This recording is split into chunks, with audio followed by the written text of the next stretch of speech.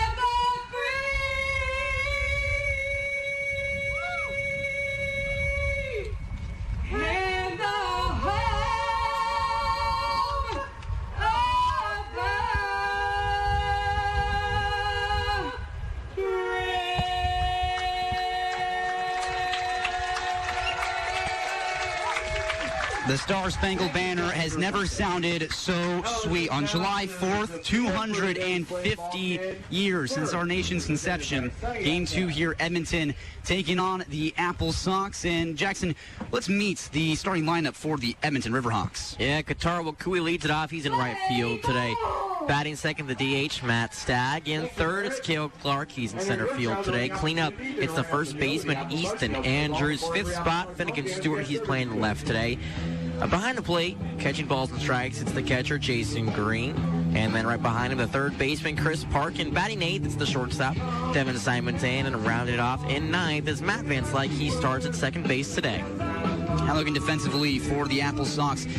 Catching today, Jake Overstreet behind the plates. On the mound, like we said, Mitch Haythorne. So that's your battery today, Haythorne and Overstreet. At first base, Landon White. Second base, Raphael Dunn. At short, it's Tyler Jones. Third base, James Castanola. Out in left field is Colin Bazzizo. In straightaway center field, Zach Doyle. And in right field, it's Kai McGary. Haythorne rocking Come As You Are as the... Oh, this isn't Come As You Are. Which song is this for Nirvana? Oh, that is Come As You Are. Is it Come As You Are? Okay, I had it right. Yeah. And Come As You Are by Nirvana. I like the walkout for the pitching song for Haythorne. Nirvana, a Seattle band. Didn't necessarily put Seattle on the map, but definitely one of the things we're known for. Nirvana, the grunge movement during the 90s. So I'm more of a Pearl Jam guy. Pearl Jam is also really good, I do have to admit. Nirvana was kind of, I think they were not necessarily first on the scene, but what you really think of when you think of Seattle grunge. That's Nirvana first, and then probably Pearl Jam second. Yeah. And then you got Soundgarden also in there as well. Alice in Chains, Smashing Pumpkins. A lot of great grunge bands, obviously. If you have some time, go back, listen to some 90s grunge. It's real good brand of music. As Kotaro Wakui digs in from the left side. Haythorne, the right-handed pitcher, winds and delivers today's first pitch. And that's on the outside edge for a ball. This game's starting at 6:39 p.m., so belated by 4 minutes. As Haythorne winds the 0-1. And he misses outside again. Yeah, one thing Haythorne has struggled with lately is his command. He's been working on it. However, two balls to start off this game is not what he would want. 2-0 pitch. Wakui ripped on a frozen rope to right field right at Kai McGary, who tracked it down, ranging to his left for the outs. And that's how you respond right there. Just throw a fastball top of the zone and try and get an easy out after you get down early. Max Stagg now batting second from the right side. 6'2", 215 pounds. Not the most intimidating presence from the right side, but still a very competent bat, batting 273 coming into today. And Haythorne's first pitch to him is right down the middle, but just on the bottom rung for strike one. 92-mile-an-hour fastball. This guy brings some heat. 0-1 count, 1 out, nobody on. Here's the pitch to Stagg. And he slaps this high and foul to the right field side. And you can see how fooled they are on that slider. They're so ahead of it, and their hands are already so far in front. The only thing they can do is throw the barrel at it and try and foul it away. Now here's the pitch on the way. Now Stagg will take this one in the dirt. Ball 2.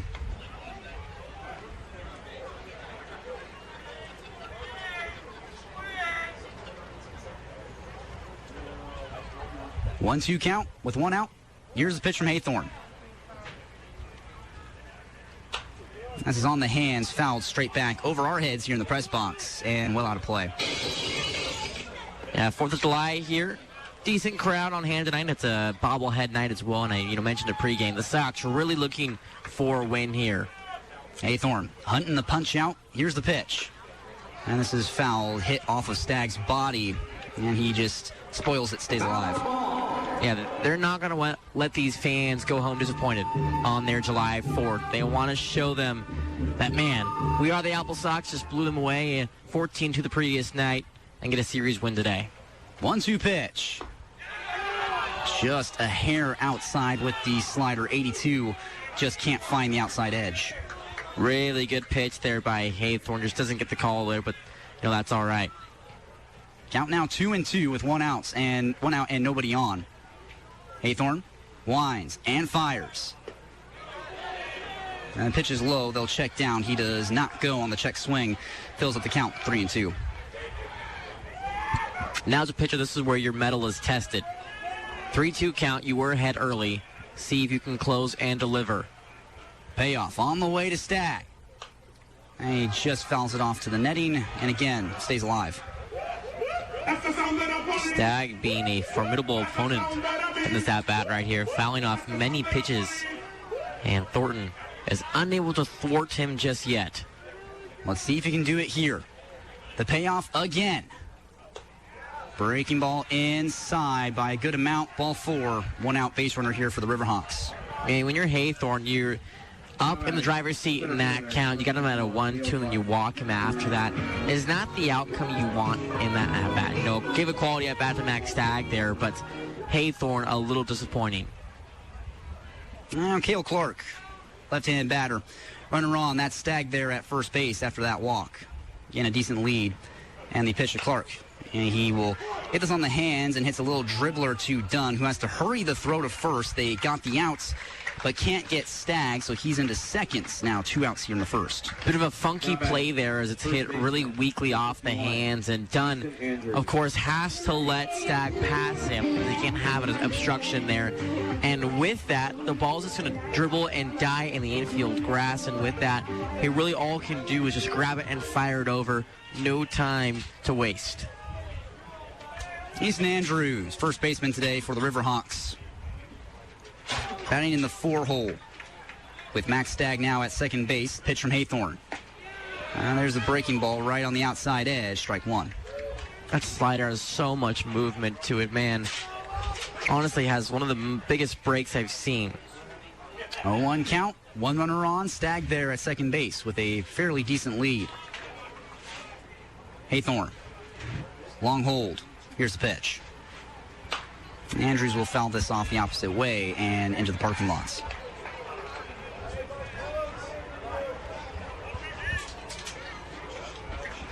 No balls, 2 strikes. Haythorne still hunting that first strikeout of the night. No better time for it right here and leave a man stranded at seconds.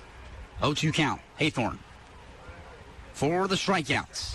And he misses high and away. Ball 1. And a strikeout here would be a good way to respond after that walk earlier this inning. Had a really good first at-bat against Wakui. It was a 2-0 count, but despite being down, they're got a nice and easy line out to record the first out. Haythorne wants to sit down Andrews. Can he do it? The pitch. High and outside again, fills the count. Evens the count. 2 balls, 2 strikes, 2 outs. In your Haythorne, this is the second time in this inning where he gets ahead in the count and now is just racking up balls. 2-2 count. Haythorne for strikeout number 1.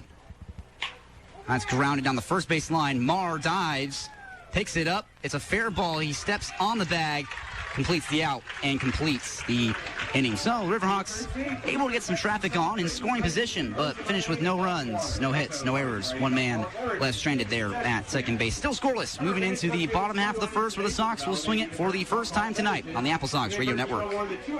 Wenatchee businesses, step up to the plate. Firefly is your hometown MVP for managed IT and cybersecurity, protecting your time and tech since 1992. For a limited time, Firefly is offering a free vulnerability scan to help pinpoint the gaps in your security and bring clarity to your risks before they turn into errors on your scoreboard. Call 509-663-TECH today to secure your scan and stop the bad guys from stealing home. Hey, get the goat off the AC vent. This time of year, we are right there with the goat, hanging out and trying to stay cool. Folks can start quotes on our website, WenatcheeInsurance.com. And you can schedule an in-person video or phone appointment. No one should have to sweat about insurance. We are a locally owned independent agency, so we can walk people through a variety of options. Make sure you're covered, maybe even save some money. So give us a call or text today, 509-295-9055. And then get back to the AC with the goat. At Banner Bank, cheering on the AppleSox is just one more way they show their appreciation for the Wenatchee Valley. When it comes to your finances, it's all about how they can help you move forward with truly personal service, smart financial solutions, and being the local expert by your side when it matters most. In fact, Banner Bank has been named one of the 100 best banks in America by Forbes for 10 straight years and one of Newsweek's best regional banks again this year. Stop by your local Wenatchee branch or visit bannerbank.com. Banner Bank, member FDIC.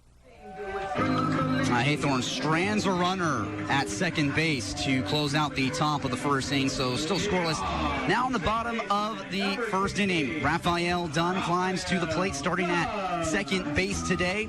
After him, it'll be Kai McGary, then Colin Bazzizo, Tyler Jones, Jake Overstreet, James Castanola, Akanio Waduni, Ethan Marr, and Zach Doyle rounding out in the 9-hole.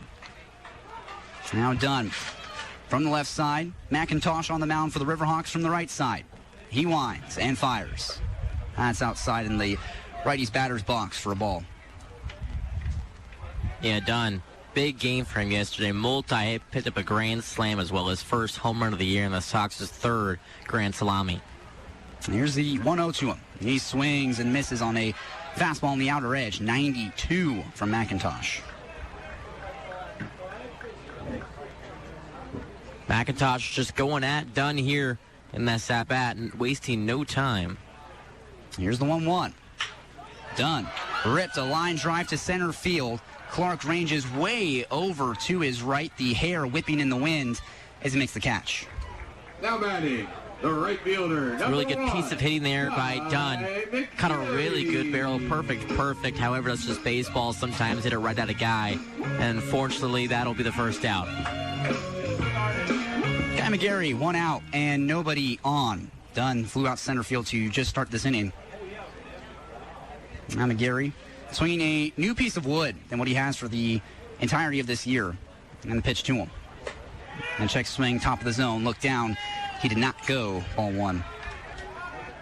McGary yesterday had quite a day on the base paths, picking up 2 stolen bases. Now is the sole leader on the AppleSox in stolen bags. 1-0 count on him. Still blank canvas, 1 out here in the first. Pitch from McIntosh. And he runs the slider outside, ball 2.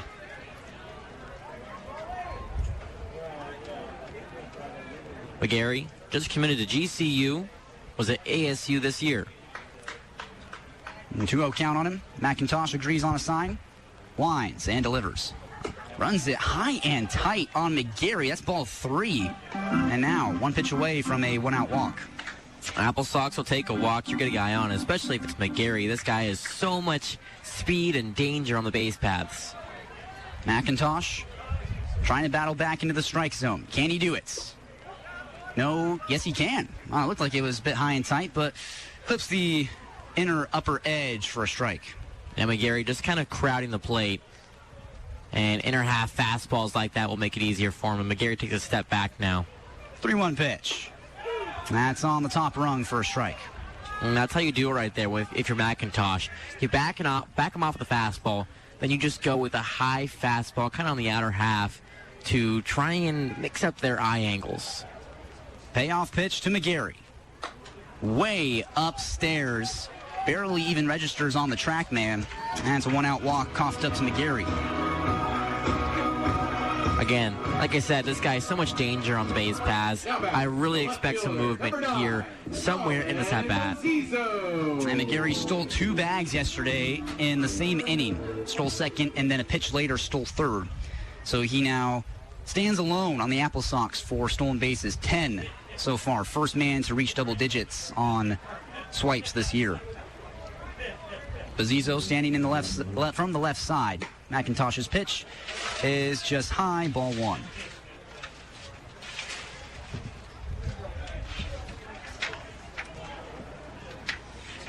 Now Bazzizo batting .222 on the dot, .222 his average.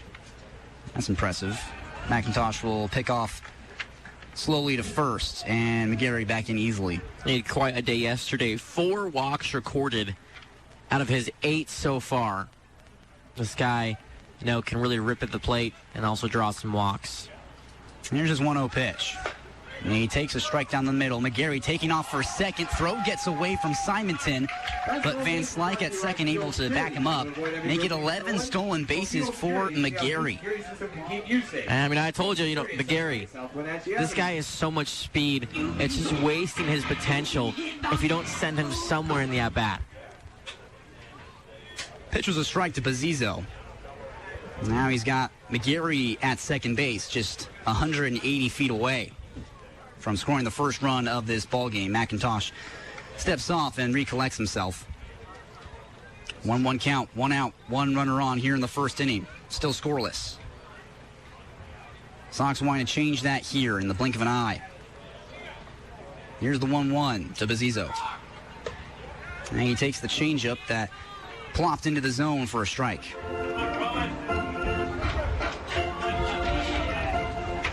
Bazzizo now a runner in scoring position. Can open up this ball game with a swing of the bat. Bazzizo searching for his 7th hits of the season. 1-2 offering. McGary takes off for third. The throw down. He's safe. Oh my goodness, McGary does what he did last night. Back-to-back stolen bases. Is that Lightning McQueen? No, it's Lightning McGary. I like that. New nickname. Lightning McGary. Yeah. Pitch was a ball, so 2-2 the count on Bazzizo, with McGary just 90 feet away now. Bazzizo trying to come up clutch. And he grounds this to the first base side, and it just hooks a few skips foul. But now a runner 90 feet from scoring. All he really needs to do now is just loft the ball to the outfield. That'll score McGary. And a sac fly would get done.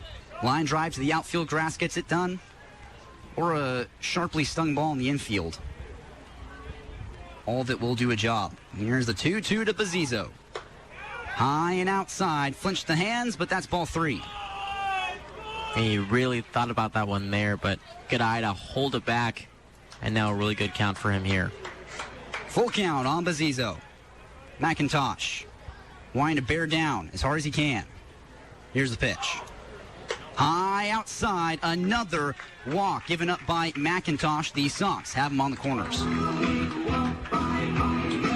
Tyler Jones now, and man, this guy has made quite a first impression to the Sox. 5 for 6 in his first outing against Sub C. Yesterday went 1 for 3 with a double and an RBI.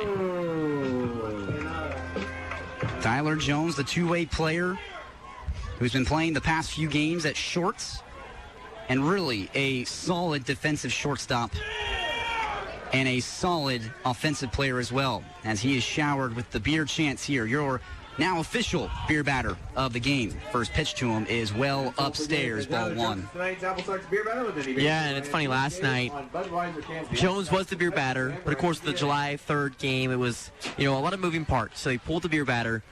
But man, he was the honorary beer batter of the night. Everybody still had the beer batter chance. 1-0 pitch. Jones slaps it high, slaps it foul, well out of play. And so tonight, he's no stranger to it now. Maybe he got the nerves of being the beer batter out of the way yesterday, because he was fully convinced he was the beer batter. I heard through the grapevine that he thought he was a beer batter, and after the game, he was like, wait, I wasn't? And so now, for him, this is just being like the second day in a row of being a beer batter. 1-1 pitch. Grounds this too short. Simonton's got it. Throw to second, and Van Slyke has it spit out of his glove. McGary scores. Bazzizo safe at second. Jones safe at first.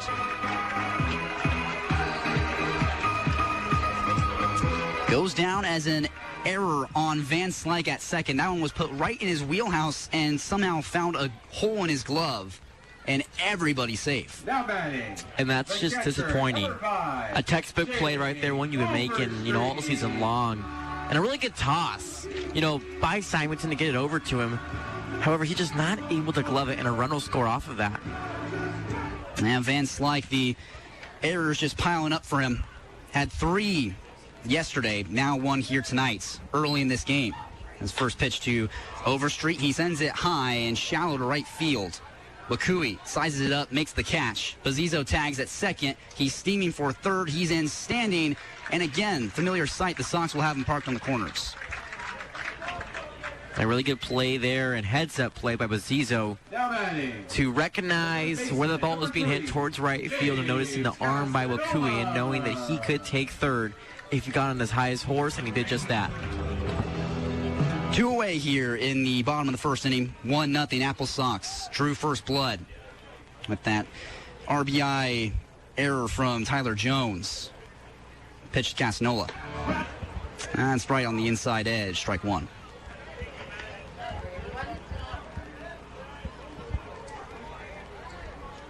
Oh, 1 count on Castanola. Starting at third base today, as he has for the entirety of this season thus far with the Sox. 0-1 pitch. And a bit of a half swing, sword swing of sorts, just fouls it off.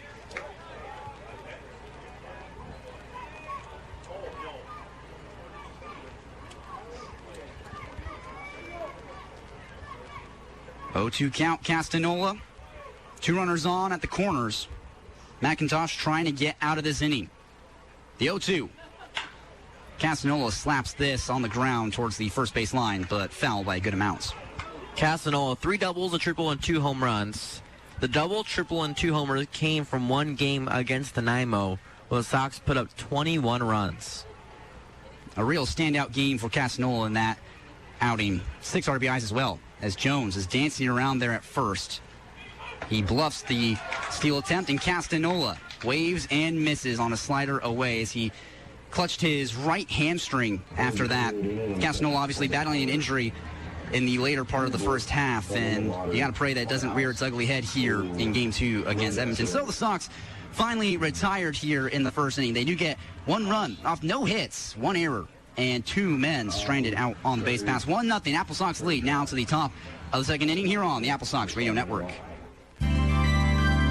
When saying goodbye feels overwhelming, Brookside Funeral Home is by your side. The Moeller family and our staff, now serving the Wenatchee Valley with the same award-winning compassion and dedication we have shared for years as an independent, locally owned funeral home. Brookside Funeral Home, helping you honor life and celebrate memories. Brookside Funeral Home, here for you when it matters most. Learn more at brooksidefuneral.com. When you need prescriptions filled, visit Wenatchee Clinic Pharmacy. Locally owned and in business since 1945, Wenatchee Clinic Pharmacy is your friendly Health Mart pharmacy ready to serve you. They've made it their goal to meet the special healthcare needs of families throughout North Central Washington. Stop in or use their convenient drive-thru to get all your questions answered and prescriptions filled. Wenatchee Clinic Pharmacy, 509-662-5801 and at 820 North Chelan. Have you ever thought about how much you're on your feet? A comfortable pair of boots can make a real difference. If you've had a hard time finding a good pair of boots, visit Neil's Boots, Shoes and Repair, where you'll find a good selection of Danner boots, including Light 2s, Vicious, and Radical 453s. They also carry Smoke Jumper and Hawthorne white boots. Neil's Boots, Shoes and Repair, 811 South Wenatchee Avenue. Your official radio station for the Wenatchee AppleSox is Sunny FM. KCSY Twist, the greatest hits of all time. Now the song remains the same for the AppleSox. They strike first in today's game there in the bottom of the first inning. 1-0 now at the top of the second. Finnegan Stewart leading off for the Riverhawks as Haythorne delivers. First pitch to him is well upstairs in the attic. Ball 1. And Stewart bats .298, just a hair shy of 300. 14 hits for this year and 1 homer alongside that. 1-0 pitch. And he fouls this one off. Hits off the top wire of the netting that surrounds the whole field. 1-1 the count. And Haythorne, mostly just the fastball and slider today. Can work in a changeup and a 2-seam as well. 1-1 count. No outs. Nobody on. Haythorne, the windup. And now the pitch. And Stewart flies this to right field, drifting back at the warning track. McGary makes the catch as he bumps into the wall. Man, the wind's rearing its head again here at Paul Thomas. They kind of hold your breath there as that ball is going out to right. Any ball hit that high, and if it's a fly ball in general out to right field, you really worry because Paul Thomas has the wind tunnel, and usually that's blown out of here. Thankfully, that one just not enough on it. Jason Green, 1 out, nobody on. Left-handed batter. He's got the catching today. He's 6'5" and 215 pounds. They have a taller guy from the left side. Haythorne's pitch. Green fouls it off. 0-1 now the count. Green, and then last year against the Sox, a towering home run. Pulled it towards right field, so he is very comfortable with Paul Thomas. 0-1 pitch. Wave and a miss. Jason Green got bamboozled by the breaking ball. And now the count 0-2. Haythorne could get his first strikeout here. He had a couple chances to do it there in the first. Didn't quite get it done. Now with 1 out, 2 strikes on Green. Here it is for strikeout number 1. And he goes to the breaking ball but misses low and away this time. And that's what it is. Haythorne's struggling on an 0-2-1-2 count. He just can't close the deal. 1 ball, 2 strikes on Green, 1 out, nobody on. 75 degrees here in Wenatchee, not a cloud in sight, and that wind blowing as it always does to right field.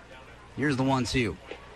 Check swing, did he go? Yes, he did. Overstreet picks up the ball, tags Green, and that's the first strikeout of the night for Haythorne. And the AppleSox dugout is fired up. You mentioned, they're a bit chippy, and they were sending some comments towards Green's way as he trotted back to the dugout.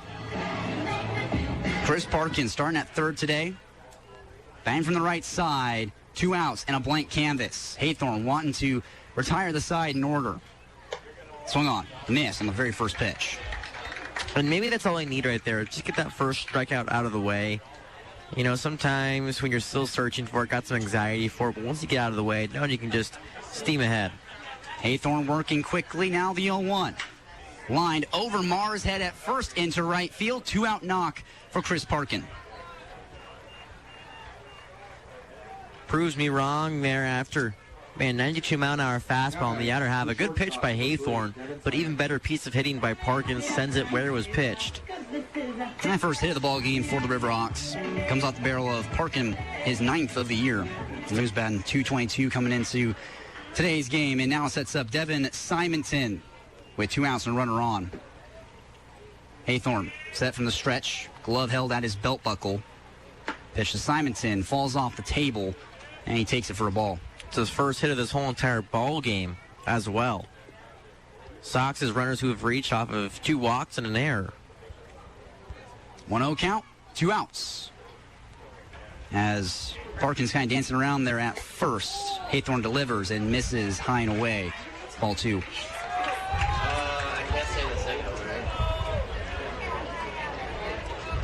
And Parkin possibly eyeing a stolen base, getting a real good lead and dancing around at the base. 2-0 pitch. And Simonton fouls this off to the netting. 2-1 now the count.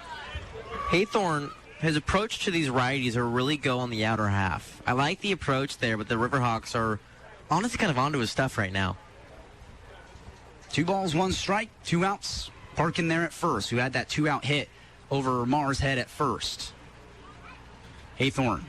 Here's the offering. Parkin takes off for second. Pitch is high. Throw down. He's safe. And the ball spits away from Raphael Dunn. Tyler Jones backing him up, though. So stolen base nonetheless for Chris Parkin.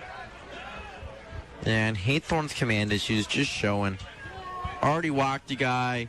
Another situation just like that here. And his pitch count is just rising by too much in both these innings. 3 balls, 1 strike on Simonton. Incoming freshman, he's committed to the University of San Diego for next spring. His 3-1 pitch. Simonton on the ground, skips over to Raphael Dunn, who slides to block it up. No throw to first. He kind of bobbled it a bit, and that's going to set up runners on the corners with 2 outs here in the second. Yeah, that's a tough play for Dunn there. One that takes him all the way to his left, has to try and slide to get it. And with that, there's not much you can do there. It'll go down as a hit for Simonton. And a great, I think, heads-up play by Dunn to hold the ball rather than force it. So Van Slyke climbs into the righty's batter's box. He's the starting second baseman today for the Riverhawks. And he's been just plagued by mishap after mishap up the middle. 3 errors last night, 1 today, to help the AppleSox score the first run of today's game. 1-0 AppleSox on top here, top of the second. But the tying run just 90 feet away. Haythorne, his pitch to Van Slyke. Ran it way inside. Van Slyke flinched away from it, missed for a ball. I mentioned pitch count. Haythorne now at 33 pitches so far. And efficiency has not quite been the name of his game early on here. He'll pick off to first. Simonton back in head first. Again, 1-0 AppleSox lead. Top of the second inning. Game 2 of this series. AppleSox won last night 14-2. And now there's a win away from a series win. Haythorne, the 1-0. Upstairs, back pick to first. Simonton just jumps back onto the bag.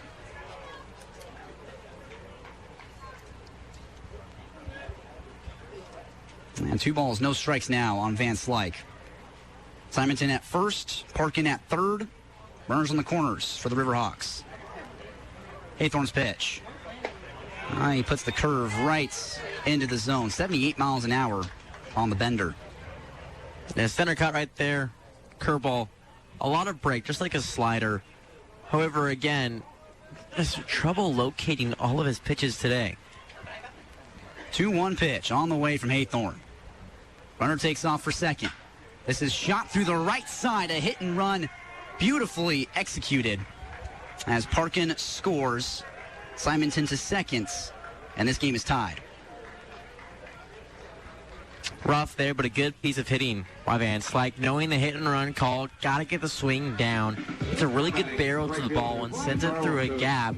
We're done, of course, with the stolen bag and the movement over there. He has to move and gravitate towards second base to try and cover it, and with that, it leads an even wider gap in the infield.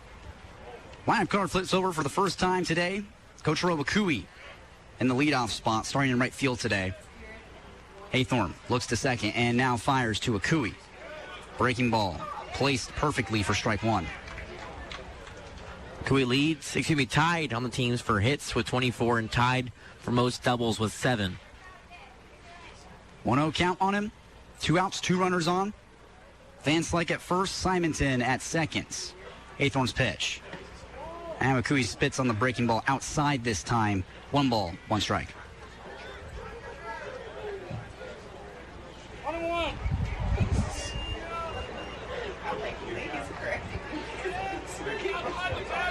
Tie ball game here, 1-1. The Riverhawks have already struck for 1 run here in the second. They want to strike for 2 and take the lead. Here's the pitch. And Akui takes it in the dirt. It bangs off of Overstreet's equipment. He keeps it in front, though, so runners all stay put. AppleSox has some really good catchers. And they got Overstreet here. They got Morozaki. They got O'Dooney, who's, just came in. They had Joe Coupland, just left the AppleSox, as well as Nathan Woodside. And the Sox have had a number of really great battery mates for this really great pitching staff as well. 2-1 offering from Haythorne. Way upstairs. Pretty easy take for Wakui. Now he's got himself a really good count. 3 balls, 1 strike. Yeah, Haythorne just leaving his pitches a little high on these batters today. It is early in this ball game, but he's got to figure it out. 3-1 count. Haythorne checks on Simonton at second. And now pitches. Simonton taking off. This is ripped hard down the right field line. Hooking and foul by a really good amount. Yeah. 88-mile-an-hour fastball in the inner half. Got to take it where it's pitched. And it's so far inside, you have to protect, obviously. And with that, just yanks it down the line. Count is now full on Wakui. 3-2, 2 outs. Runners are going to be taken off on the pitch as they were before. If he hits it on the ground, the Sox need to throw to first. Or Haythorne can get his second strikeout of the night. Which will it be? Payoff pitch to Akui. He fouls it off on the breaking ball and stays alive. I like the curve call there. You go the fastball inside, now try and slow him down and mix up his eye angles. But again, you just got Wakui. Being a leadoff guy, not going to be an easy out and foul off some pitches until he gets the one he wants. Now Wakui co-leading the team for hits. 24 on the year, 20 RBIs as well. well-hit ball to the outfield can make it 25 hits and 21 RBIs. Or Haythorne could pick up his 14th punch-out of the year. What will it be? Here's the pitch. Swing and a miss. Haythorne, 90 on the outer edge, and Wakui just can't handle the heat. Haythorne does give up 1 run here in the second inning off of 3 hits, no errors, and 2 men left stranded. We're tied 1-1 now to the bottom half of the second. Let's see if the Sox can't get it back when we come back on the AppleSox Radio Network. We're here for those who build America. Those who believe that giving everything we've got today will pay off tomorrow. Who will drive America forward for 250 years to come. If that's who you are, you should pay what we pay.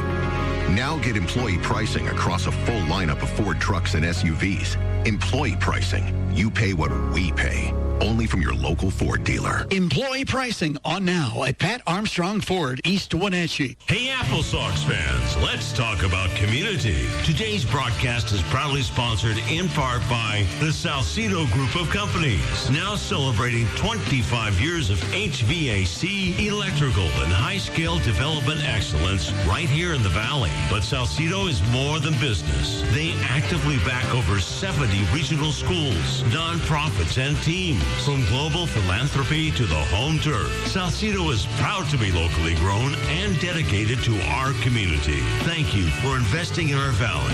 Salcedo Group of Companies. NCW.News is your source for accurate and intensely local news across North Central Washington. Part of Ward Media, an independent company committed to local journalism, NCW.News provides stories from our network-respected community newspapers. Stay informed with news from the Lakeshore Mirror, Leavenworth Echo, Cashmere Valley Record, Quad City Herald, and Wenatchee Business Journal. With over 100 years recording the region's history, NCW.News and Ward Media keep communities engaged on the issues that matter most. Visit NCW.News for local news you can trust. Owaduni goes after the first pitch. Served up to him by McIntosh. Rips it hard on the ground at Parkin at third. He can't handle it. Bangs off his glove. That's going to be an infield single for Owaduni. Yeah, his first hit officially recorded. However, not exactly his first, as he picked up one against Dub C. But in the books, they don't record that. So in the record books, this will go down as Owaduni's first hit as an AppleSox.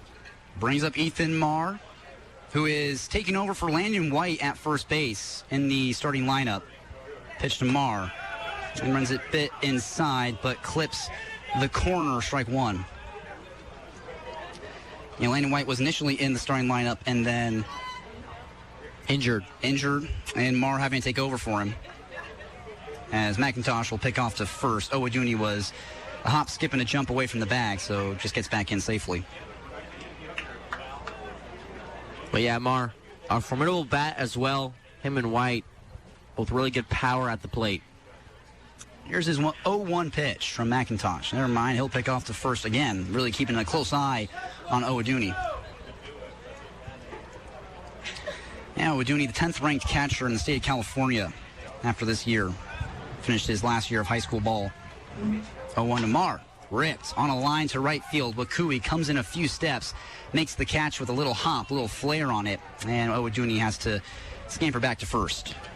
And Owaduni as well just came back from the MLB Draft Combine there, and a crazy experience. We were talking about it, and he may get drafted. We don't exactly know for sure. Just because he went to the Combine isn't guaranteed, but the way he performed there, we saw some clips of it. Looked really good. Well, now Zach Doyle, starting center fielder today, his first pitch. And he takes just high, just away for ball one. But of course, what the question is, if you do get drafted, would you rather go or stay at your college? And Owaduni sounds very secure in his decision to go into San Diego. I believe he might stay there. Pitch now on the way to Doyle. He gets off the end of the bat, high towards left center field. Clark and Stewart converge. Stewart in left. Makes the call, makes the catch. Out number two. Now coming to the plate. And the guy who did that decision was McGary. was drafted out of high school by the Astros. Not exactly a big Astros fan myself, but, you got to applaud that, getting drafted to the big leagues out of high school, but he decided to stay with Arizona State, now at GCU. Yeah, staying in the same states. Arizona State now to GCU. Raphael Dunn, 2 outs, and Owajuni at first. Dunn waves and misses on a good changeup from McIntosh that just really fell off the table. And McGary's actually closer to home. He's from Phoenix, Arizona, and GCU is in Phoenix, while ASU in the Tempe area, which is about 20, 30 minutes away. 0-1 pitch. Dunn chops it right back to McIntosh, the pitcher. He gloves it, throws to first, gets the out, and ends the inning. The AppleSox get no runs here in the top of the second inning. Only 1 hit, no errors, and 1 man left stranded. We're still tied 1-1 now into the third frame of action here in Game 2 of the series. You're listening to it only on the AppleSox Radio Network. AppleSox fans, if a foul ball leaves your car with a rock chip or broken windshield, take it to Discount Auto Glass. Locally owned, Discount Auto Glass specializes in rock chip repair, windshield replacement, mobile service, window tinting, and calibration service on all makes and models. Get your rock chip repaired at Discount Auto Glass, 888-0072, and at 901 Valley Mall Parkway in East Wenatchee, across from 7-Eleven. Hi, this is Jeff Rounds, president of Libke Insurance. Accidents can happen to anyone at any time without warning. At Libke Insurance, our goal is to provide help before you need it. The right protection, competitive rates, and caring professionals. That's value. That's Libke Insurance. Don't be caught without the right protection. Peace of mind is just a call or click away. Let's talk today. Libke Insurance. Call 888-902-1800. Online at Libke.com.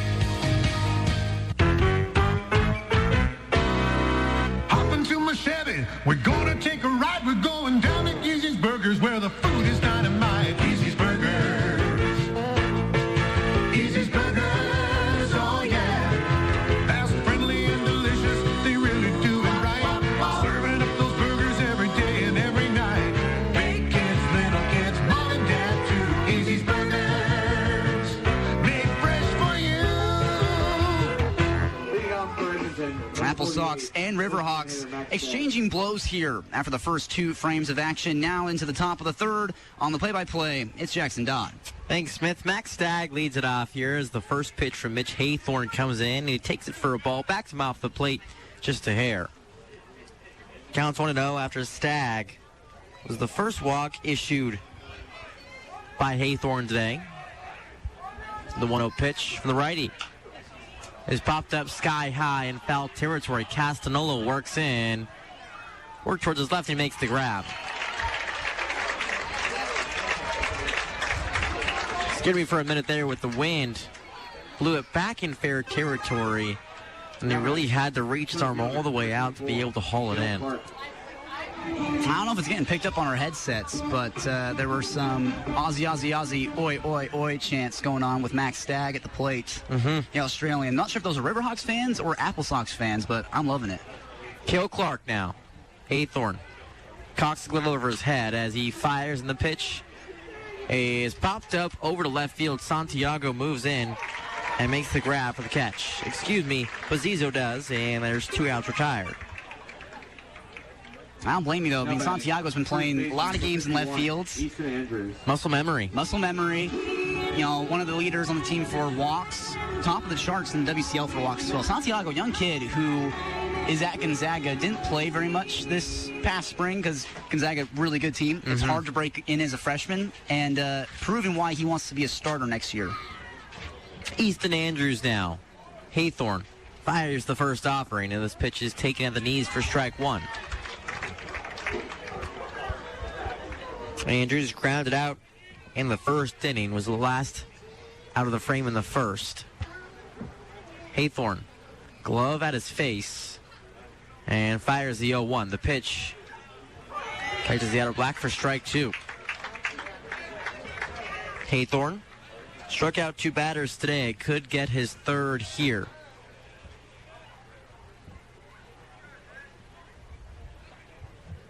Long pause here, and the 0-2 pitch is bounced in the dirt for ball 1.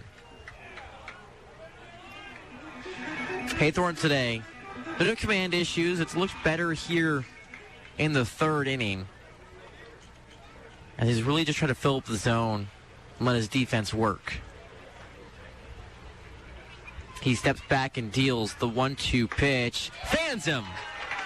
Haythorne, 3 strikeouts today. And the Riverhawks go down 1-2-3. No runs, no hits, no errors, and no men left on base. We're tied at 1 apiece as we head to the bottom of the 3rd here on the AppleSox Radio Network. Hit a home run with LocalTel Communications. For over 40 years, we've been Central Washington's trusted telecom provider, delivering fast internet and reliable phone service. Whether you're streaming the big game, video chatting with loved ones, or running your business smoothly, LocalTel has you covered. Join the LocalTel family today and enjoy the best connectivity in the region. Visit us at localtel.com to learn more. Summer starts with membership at the Rack. Pack your calendar with camp, rack, swim, and tennis lessons, summer swim team, indoor and outdoor pickleball, tennis tournaments, play programs, and so much more. It is so easy and fun for the whole family to stay active and fit all summer long when you join the Rack. Summer classes and camps are filling fast, so don't delay. Call the Rack today. That's Wenatchee Racket and Athletic Club, or use the Rack app for program registration. See all the details at rack.org or call 662-3544. The Rack, where we play every day. Link Transit is your free, clean, and safe ride to where you need to go. Whether you need to go to work, school, run errands, or taking a day trip to Leavenworth or Chelan, Link can take you there. Save gas and don't worry about parking. Plan your trip with Google Maps, Apple Maps, or the Transit app. Skip the fuss. Take the bus with Link Transit. Banner Bank, member FDIC. Welcome back here to Paul Thomas Senior Stadium. I'd like to thank Banner Bank. At Banner Bank, we're excited to share on the Wenatchee AppleSox at home and away games. Banner Bank, member FDIC. We're huge fans of local sports in the community and proud to support AppleSox baseball. We hope to see you at the ballpark. Banner Bank, member FDIC. So leading off this bottom of the 3rd, it's Kai McGary, then Colin Bazzizo, and Tyler Jones. Your guaranteed 3 batters here, and it's tied at 1 apiece. Wenatchee picked up 1 run in the 1st, and Edmonton, 1 of their own in the 2nd. McGary digs in, picked up 2 stolen bases today, now 12 in total this summer. McIntosh gets his sign and fires toward the plate. The slider clips the outer black for strike 1. And the pair of pitchers today, Haythorne and McIntosh, both of them kind of lower 90s on their fastballs, so 2 real flamethrowers on the mound. McIntosh comes set, winds back and deals. The 0-1 on the outer black for strike 2. And McIntosh, 6'5", so it's kind of expected that you're going to throw a little hard. You got a lot of length in the arms, whereas Haythorne's only 6 feet tall, so Haythorne just, rage behind the fastball, basically. No balls and 2 strikes the count. McIntosh fires as McGary grounds this one through the 6th hole. That'll be a base hit.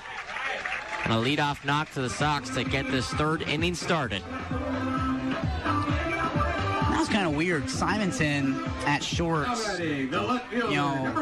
took about an hour to think about moving for that ball. It was grounded to the left side. Simonton kind of just stared at it for a second and then decided to try and range over to his right. And it was too late at that point. It was already in the left field grass. So he's a young kid. He's just trying to, incoming freshman, trying to get some reps and figure it out. Froze under pressure. Yeah. Bazzizo now. Runner at first. First pitch to him high for ball 1. Bazzizo today picked up a walk. He had 4 walks yesterday.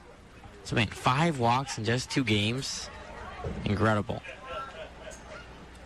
McIntosh peers in and gets the sign from Green. He'll check over to first. No tag applied on McGary. And I don't blame him. McGary, this guy, probably, I don't know, toss-up between Shields and McGary. Who's the fastest? Honestly, I think those guys race 10 times. Each one will win 5 apiece. He'll throw over again. Closer play there, but McGary's safe.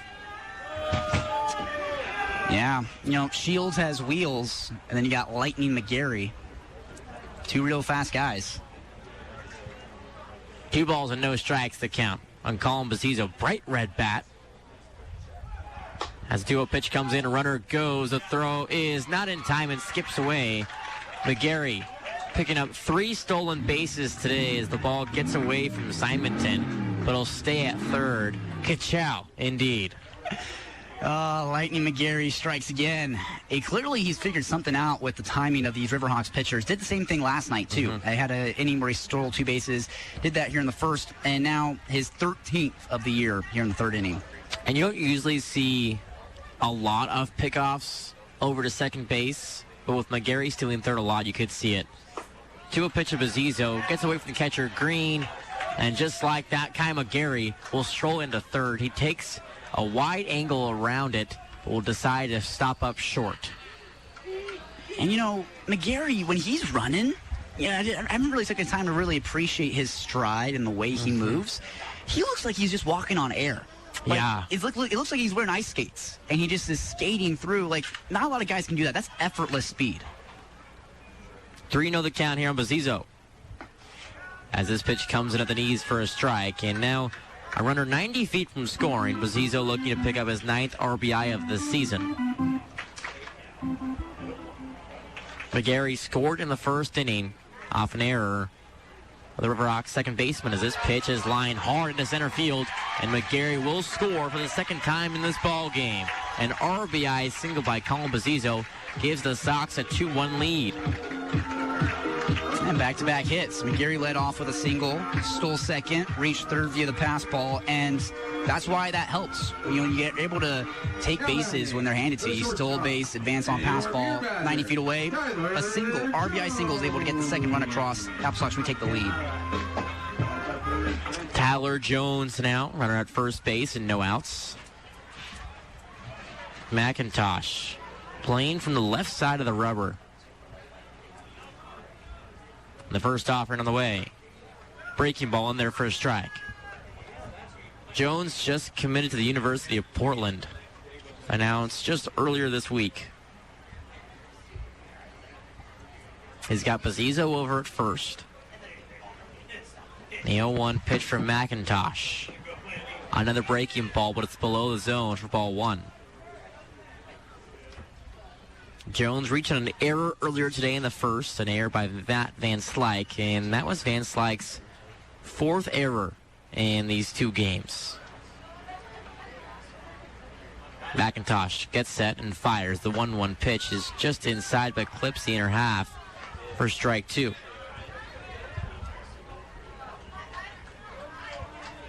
Both teams tonight, 3 hits apiece, with the Riverhawks with 1 error.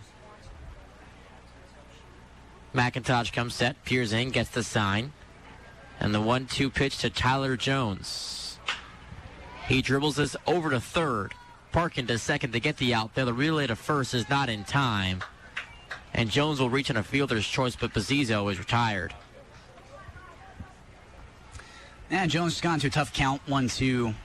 And, now you're just trying to get a barrel to anything and end up just hitting a little chopper right to Parkin. Get the out second. But the good thing is you hustle, right? You don't hang your head and just jog to first and it's a double play. You're able to bust down the line as hard as you can, break up the double play. So now only 1 out and Jake Overstreet the plate. Yeah, Jake Overstreet 0 for 1 today. Flied out to right earlier in the first. McIntosh comes set, working with 1 out and a man on first. The pitch. Just above the zone for ball 1. Overstreet bats .214. He's got 9 hits and 4 doubles this year. Overstreet waves his bat and awaits the offering. McIntosh will check back over to first, and Jones is in safely. And so unfortunately for AppleSox fans, Jones reaches via the fielder's choice for the second time now. So unfortunately, beer is still the market price. It is. McIntosh fires. Breaking ball in the dirt. Green scrambles for it. And Jones will not advance to second. The count's 2-0. And Overstreet, a guy who's walked 6 times this year. McIntosh has awarded 2 walks today, both of those in the first. He's given up 2 hits so far. Pitch on the way is fouled into the chest guard of Green, moving the count to 2-1.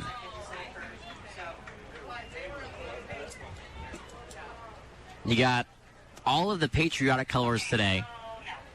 You got the Riverhawks in their baby blue jerseys, Sox wearing their red uniforms and white pants, so red, white, and blue across the board. McIntosh fires a 2-1. Overstreet rips this softly into the left field line, and the count's 2-2. And if we haven't said it yet, happy 4th of July, happy Independence Day. Hope you are all having an amazing day. I'm Jackson Dunn alongside me. It says Smith Sly, happy to have you. As this is game 2 against the Edmonton Riverhawks. The 8th time the Sox have played this squad. The 5th time they've played them at home. The 2-2 pitch, Jake Overstreet. Never mind. It's a throw over to first. It gets away with the first baseman, Andrews. And Jones will be able to settle into second after another error by the Riverhawks. Errors, botched pickoff attempts, walks. It's kind of been the diseases that have been killing the Riverhawks here in the last game early in this game. Just in the bottom of the third, 2-1, AppleSox leading by just 1. Runner over in scoring position now. The 2-2 pitch to Jake Overstreet is popped up in the infield. Parkin works in, and he makes the grab after taking one step to his left. There's 2 outs now and a man on second. And a bit of an unproductive at-bat there. You get a runner in scoring position, and you pop up to the infield. What you want is a right-side ground ball to the outfield to at least advance him. But unfortunately, Overstreet does the opposite. Here's James Castanola. He struck out earlier. McIntosh comes set. He looks over at second. He reaches back and fires. This pitch is in there for a strike.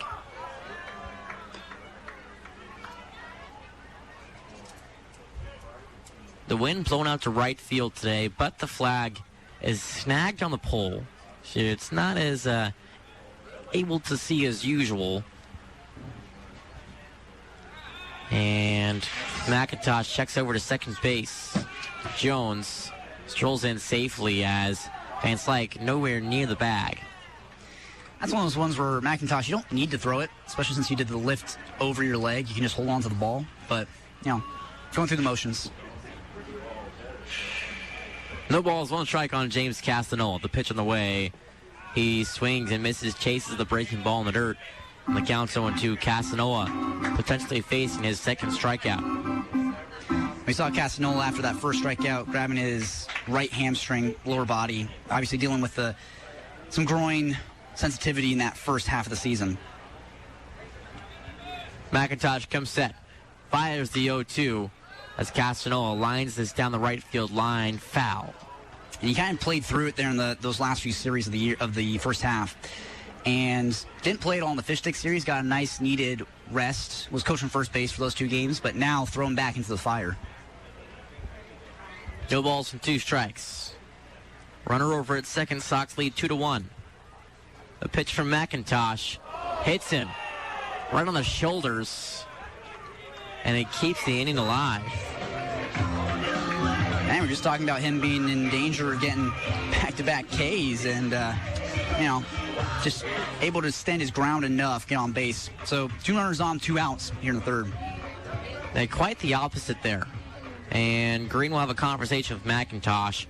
And let's look at the WCL School Board report presented by Exala Wellness. Visit exalawellness.com today and discover holistic, non-invasive care tailored just for you. So, Smith, lots of games going on in the league. Some have already finished up. What do you got? Yeah, look at those games that already finished up. Portland and Marion Berries, they played earlier today, and the Pickles won 6-3. Then you had Kamloops and Port Angeles, the North Division matchup there, and the lefties, despite all odds, won 12-5. They're one of those teams that's, you're kind of shocked whenever they win a game. Yes. Then you have Ridgefield and Walla Walla. They're still playing. Top of the 5th. It's tied 4-4. Close game there. Bellingham playing against Nanaimo. Bottom of the 4th. Tied there as well. 2-2. Another exciting game. Then you got Yakima Valley playing against Bend, and the Elks are up by 1 run in the bottom of the 3rd. Springfield playing Corvallis. 7-0. Knights blowing out the Drifters right now in the bottom of the 3rd. Here's a Kaneo Oduni. Runners at first and second base with 2 outs. Sox lead 2-1. The first offering from McIntosh He checks his swing, but he goes just enough around, and there's strike one. And the last game going on here in the WCL, Victoria playing in Kelowna, 2-0 Falcons on top. And then, of course, this game here, 2-1 Sox on top. And Kelowna third in the WCL, going on quite a run lately. McIntosh fires the 0-1. Owuduni will take it for a strike. Kelowna last year was one of the teams that were in the bottom of the standings, but this year has bounced back and proven everyone wrong. Runners first and second base. McIntosh gets set, fires, and this ball is dribbled down the third base line, but it's just foul. And the count stays at 0-2. And the Sox have yet to play Kelowna yet this year. They will in just a little bit this coming week. They'll have the last game of this series tomorrow, day off, play Port Angeles on the road, and then come home to play the Falcons. First time they'll play them this year. Going to get the All-Star break. An All-Star announcement's coming up fairly soon. As the 0-2 pitch to Connie Owuduni comes in. He checks his swing, but he goes just enough around, and that's strike three. Sox leave man on first and second base after one hit. They pick up one run, however. There's also one error. Sox lead 2-1 as they head to the top of the fourth here on the AppleSox Radio Network. Dr. Scott Bibbins Family Dentistry. Friendly, professional staff where they take care of all of your dentistry needs. Fillings, cleanings, root canals, crowns and bridges, orthodontic appliance therapy, oral surgery, and dental implants. Complete dentistry for the whole family, where their experienced staff takes pride in offering comfortable care in a relaxed atmosphere and strive to exceed your expectations. Dr. Scott Bibbins Family Dentistry. Now at their new home at 445 Mission Street, across from Banner Bank in Wenatchee. The convenient parking off Mission and 5th Street. Since 1977, Hagelin's Trophies has provided North Central Washington with the best in awards. Capture those special memories with a trophy, plaque, or award from Hagelin's Trophies. They also engrave name badges, desk and wall signs, and can customize your badges, signs, and awards with your logo on their laser engraving system. If you need promotional items, they can help there too. Hagelin's Trophies, 123 North Chelan in Wenatchee, and at Hagelin'sTrophies.com. Discover what premier senior living is all about at Blossom Valley Assisted Living and Blossom Creek Memory Care in beautiful Wenatchee. Blossom Valley Assisted Living and Blossom Creek Memory Care communities provide seniors with a stress-free style of living that enhances the mind, body, and spirit. There's always so much going on, from shopping trips to gardening to fitness activities. Plus, you can enjoy peace of mind knowing that trained care staff are present 24/7. Schedule a private tour experience at Blossom Valley and Blossom Creek. Top of the fourth here at Paul Thomas Senior Stadium. Jackson Dodd, Smith, Sly, happy to have you. Finnegan Stewart will lead it off for the Riverhawks here as the Sox lead 2-1. They picked up a run in the third inning after an RBI single by Colin Bazzizo would score Kai McGary. Kai McGary, both the runs scored today in this ball game. That guy going on quite a tear lately. He's got 3 stolen bases today, giving him 13 on the season. Once again, Stewart at the plate. Haythorne fires the first offering. The pitch runs inside, and the count's 1-0. And the Riverhawks haven't really seen McGary on the base paths at all today. They've just seen a blur. He's been stealing bags left and right. Stewart batting .298 as his pitch pops out the glove of Overstreet and will be called a ball, and the count's 2-0. One of those tough plays, you're able to stick it on the outer half, you might get the call, but when it pops out, it's really hard to read. A 2-0 pitch.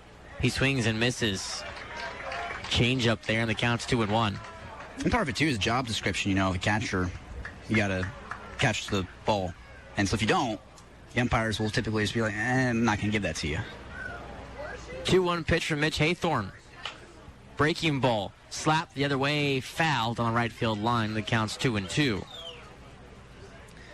And Stewart, Utah Tech, teammates with Derek Render, currently on the Sox and the pitching staff. Count even at 2 apiece. Sox lead 2-1. The pitch from Haythorne on the way. Buried in the dirt. Slider got away from him, and the count's full. Nicho Crowley warming up in the AppleSox bullpen. As Haythorne gone through 3 innings of work. Here's his 3-2 pitch, And this one is lined towards right field. McGary on the run makes the grab. And the first out is retired. Remember when I was saying that McGary looks like he's just ice skating out there? Mm-hmm. Same thing in the field. He just gracefully glided to that ball. That's a ball where it could split the alleyway, right? That could get between Doyle and McGary, but he just runs it down. And it's just effortless speed. He doesn't even look like he's trying, and he just gets there in a heartbeat. He's just floating, really. Jason Green now 0 for 1 with the strikeout. Haythorne fires the first offering, and this pitch is on the outer block for strike one. Green was Haythorne's first strikeout victim of this ball game. He fiddles in his glove in the 0-1. And a line back foul into the screen very late. And the count's 0-2. Haythorne has taken a bit off the fastball. You know, he was around 92, 93. Now it's sitting just below 90, 89. No balls and 2 strikes. Haythorne looking for his 4th strikeout. And the 0-2 pitch is off the plate for ball 1. That's a changeup that just floated away. No, just couldn't quite get it in the zone. Good swing and miss pitch, but just doesn't elicit anything from Green. 1 ball and 2 strikes to count. Haythorne, the windup and the pitch. And he cuts him down. Haythorne, 4 strikeouts today as he looks to send the Riverhawks down 1-2-3, bringing up Chris Parkin. Third baseman, number 39, Chris Parkin. And if he does it, it'll be the 2nd straight inning that he will have done that, facing the minimum. Parkin, single today, was the only run scored for the Riverhawks so far. He looks to keep this inning alive. Haythorne winds back and deals. The pitch on the way. Runs inside, but will be called for a strike.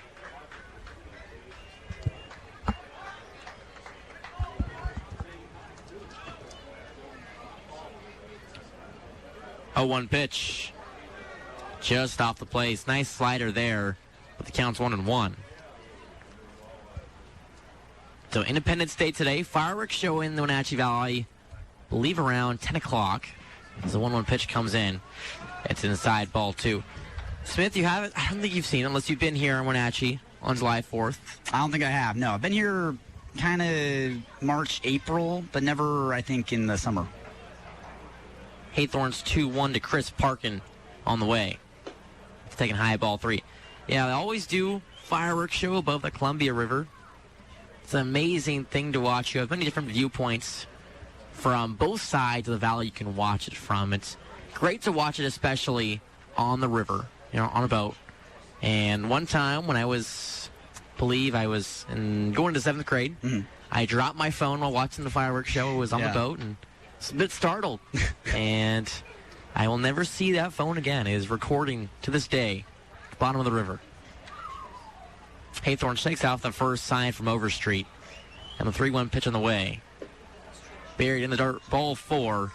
And that's the 2nd walk awarded by Haythorne today. A definition of a concentration walk. You had a quick 2 outs. You got Stewart to fly out to right, and then you spun Green around for your 4th punch out of the night, and you just need 1 more out to get out of the inning, and now you walk Parkin. So Simonton with 1 runner on, and the Riverhawks down by 1 run, but looking to tie it here in the 4th. Devin Simonton batting to 167. Runner on first base and 2 outs. Sox lead 2-1. The pitch by Haythorne is battled back foul into the netting, and the count's 0-1. The fireworks show, I believe, starting around 10 o'clock when it gets dark out. And, you know, Smith, I'd recommend watching that if you get a chance. Or we even, could still get the ballpark, possibly. Pretty cool to see, actually. The 0-1 pitch from Haythorne. In the dirt, ball 1. Ball gets away from Overstreet, but Parkin will decide to stay over at first. And kind of, that would remind me of the stand lot. This game's going on, and you got the fireworks in the background. A part of me wants to see that. But also mean it'd be a 3.5-hour game. Bit of a long one there. Haythorne comes set in the 1-1 pitch. Gets him swinging there on the slider, and the count's 1-2. If we were playing Dub C, it would probably go that long. Yeah, that was just short of 4 hours. It was getting there. I'm going to guess, I think it was 3 hours and 45 minutes. I believe so.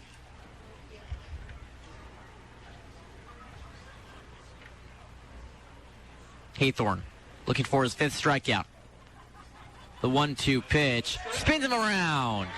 Haythorne, 5 strikeouts today as the Riverhawks leave one man on base. They pick up no runs, no hits, and there's no errors. Sox lead 2-1. Jackson Dodd, Smith Sly, happy to have you. Stay tuned. More baseball coming up here on the AppleSox Radio Network. Come experience the Tap Room by Hellbent Brewing at Pybus Public Market, your family-friendly destination for exceptional craft beer, great food, and a welcoming atmosphere. With 20 rotating taps featuring Hellbent craft brews and local ciders, plus a full bar and local wine list, there's something for everyone. Their chef-driven seasonal menu showcases the freshest local ingredients with bold American and Pan-Asian flavors in every dish. Open daily, visit the Tap Room by Hellbent Brewing and embark on a flavor-filled journey right in the heart of the Wenatchee Valley. Batter up for a big milestone. A proud sponsor of today's game, the Salcedo Group of Companies, is celebrating 25 years of trusted HVAC, electrical, and development work in our valley. Beyond their expertise, Salcedo is hitting it out of the park with philanthropy, generously supporting over 70 nonprofits, churches, and schools across Chelan, Douglas, and Grant counties. They're proud to be locally grown and committed to keeping our valley a great place to call home.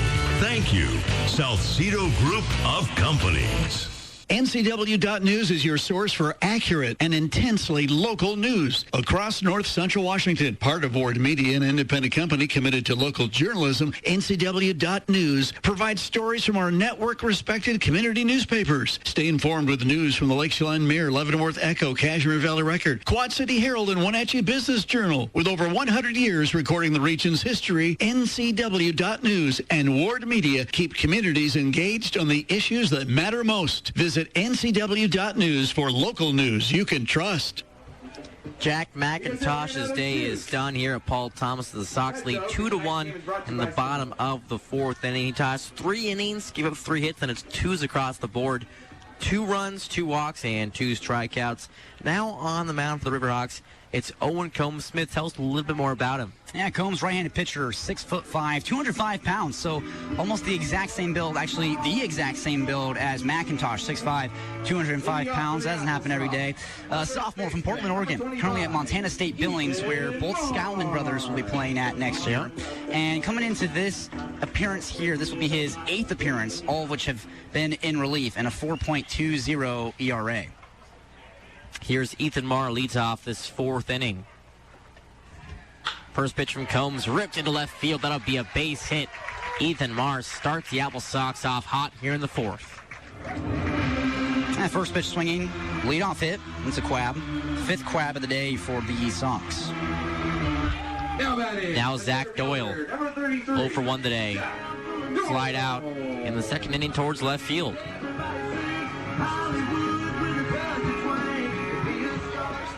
Infield and double play depth now. Combs comes set, takes a breath on the first pitch. Doyle swings and misses, and the count's 0-1. And Smith, I'm noticing this. It looks like the Riverhawks' hat's like a trucker-style hat. I think I saw them post about this. It's a special kind of hat they have. I just can't remember what they call it. No balls and 1 strike. Pitch to Doyle's high, ball 1. Because, I mean, it's light blue, just like their jerseys. It's got a logo across, but it doesn't look like it's a Riverhawk. And then it's mesh on the back side of it and a snapback style. The 1-1 pitch is hit hard through the 4-hole. That'll be another base hit, and the Sox string hits together in the 4th inning. So after some really quick detective work, it's a promotion they did. It's denim on denim on denim. Denim hat, denim jersey, denim pants. It's denim? It's all denim. I thought it was baby blues, but it's denim. Wow. I've been tricked. You know, the question is, how comfortable is that? Well, obviously, fake denim. It's all for show, except for the hat. Yeah. It's all for show. Raphael Dunn now. Runners at first and second, no outs. First pitch to him off the plate, ball 1. Yeah, you're right. The hat does look like it's real denim. Everything else is made to look like it. But imagine that. An all denim uniform. Oof. You'd be, sweating for forever. 1-0 the count here on Dunn. The pitch. He waves and misses. The count's 1-1. I feel like flexibility would be at a premium in a denim jersey, denim pants. Without a doubt. Dunn. Grand slam yesterday. The third for the AppleSox this season. Combs comes set. Takes a breath. And the 1-1 pitch. Hit the other way into left field. Stewart works in and makes the grab for the first out. Bit of groans in the ballpark. They were hoping that one would drop down. Now coming to the plate, the right fielder. It looked like it had the potential to. It was just tailing towards the foul line, and Stewart just hung up just enough from the run in to make that catch right at his chest. Here's Kyle McGary. Both of the runs scored for the AppleSox today, your score being 2-1. He's got runners at first and second with one out. Combs peers in and gets the sign. And the first offer to McGary is bounced in the dirt. Marr makes a break for third, but he decides to stop up short and heads back to second base. And the AppleSox, the best on-base percentage in the West Coast League right now, 402. So they have a pair of base runners on early here in the fourth. That's because they get on base better than anybody in the entire West Coast League. Yeah, 402 their on-base percentage this year. Combs fires the 1-0. McGary takes it in the dirt. It gets away from Green, and runners advance 90 feet, both in scoring position now. It seems like Green has just been made of Swiss cheese these past two games. A lot of balls just getting past him, and, it can't all be put on him. A lot of it's also on the pitching staff as well, but a lot of balls finding their way to the backstop. Kyle McGary, 2-0 count here. Runners at second and third. The pitch is roped into left field. Stewart takes his step, makes the grab. Marr will tag. The throw will be cut off, and he'll score. The Sox lead 3-1. Bazzizo was directing traffic at home plate and was trying to tell Marr, he put his hands up to say, hey, you're up easy, but Marr did not listen, and Superman slid into home. So, a little bit of flair for the dramatic there on that run scored. Got to get dirty. Yeah. Granted, it is turf near home plate, so maybe get some turf stains on there, some turf burn possibly. Colin Bazzizo now. 2 outs, runner over at second base. Sox 2-run lead. Pitch from Combs. It's hit hard on the first baseline. It gets past Andrews. Doyle gets the wave home. He will score off another RBI single by Colin Bazzizo today. Sox up 4-1, and this inning just keeps on rolling. That's quality at bat number 8 for the Sox. So they didn't have very many quads coming into this frame, just 4 to score those 2 runs. And now they've doubled it just in this inning. 4 quads here in the fourth.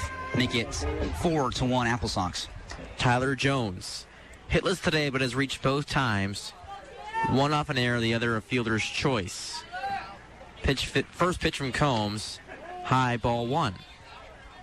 And Jones, your beer batter today, officially now. Yesterday was unofficially your beer batter. Now he actually does have the power to take money off your beer. Believe it's Budweiser today? It is. Combs fires the 1-0. Jones takes on the outer black for strike 1.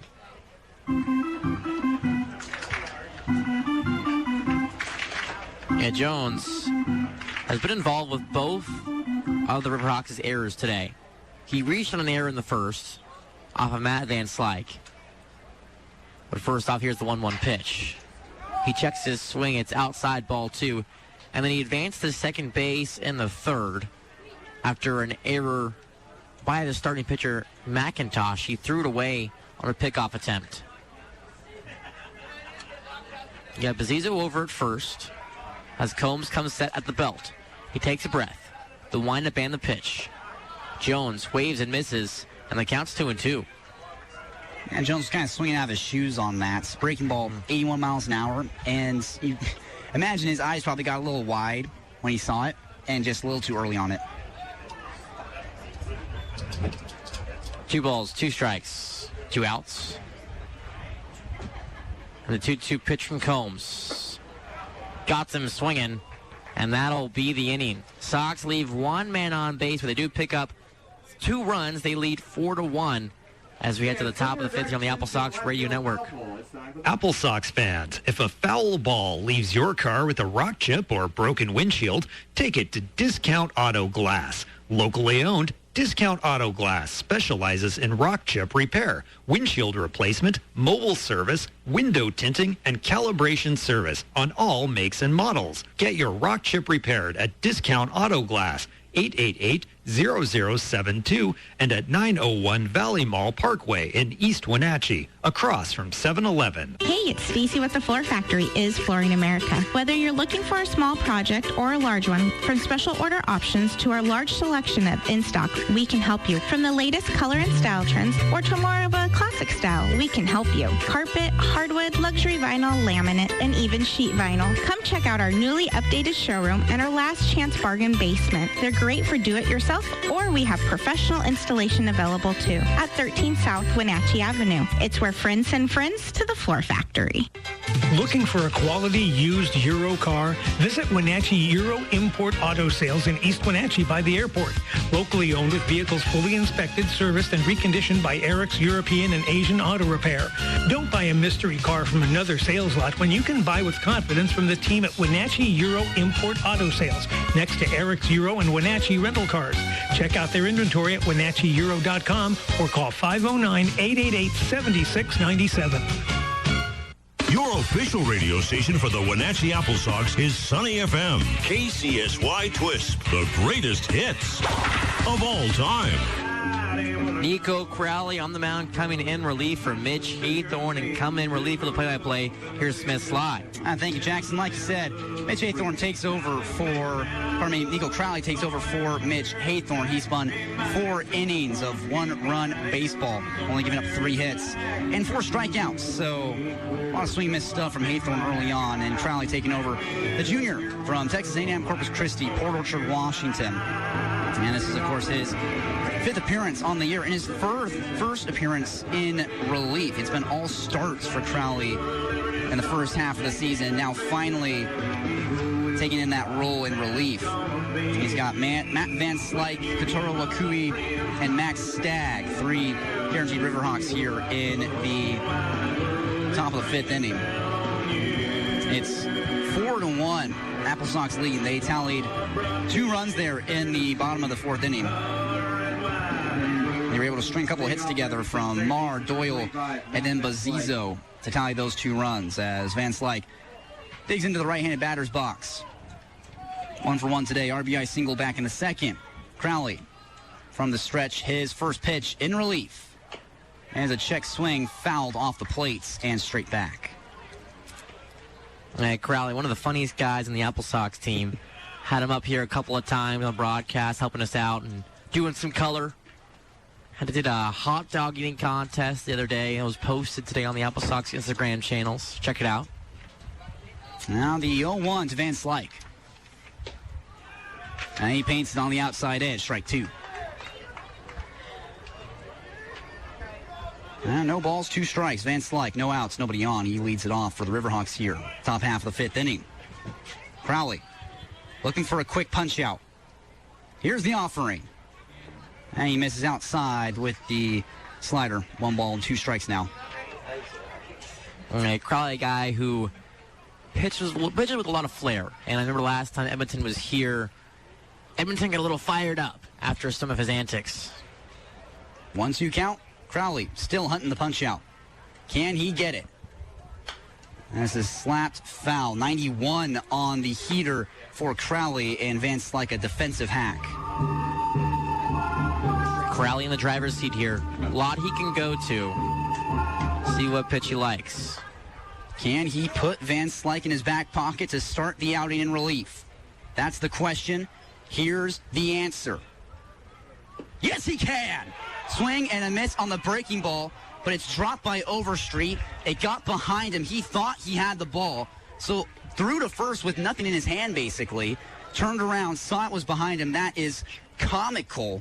It is a strikeout for Crowley, but the runner does get to first base, so leadoff base runner with no outs here in the fifth. Yeah, strikeout on a pass ball is how it's recorded in the book. And, Nicho got the strikeout, but unfortunately, the runner is still there.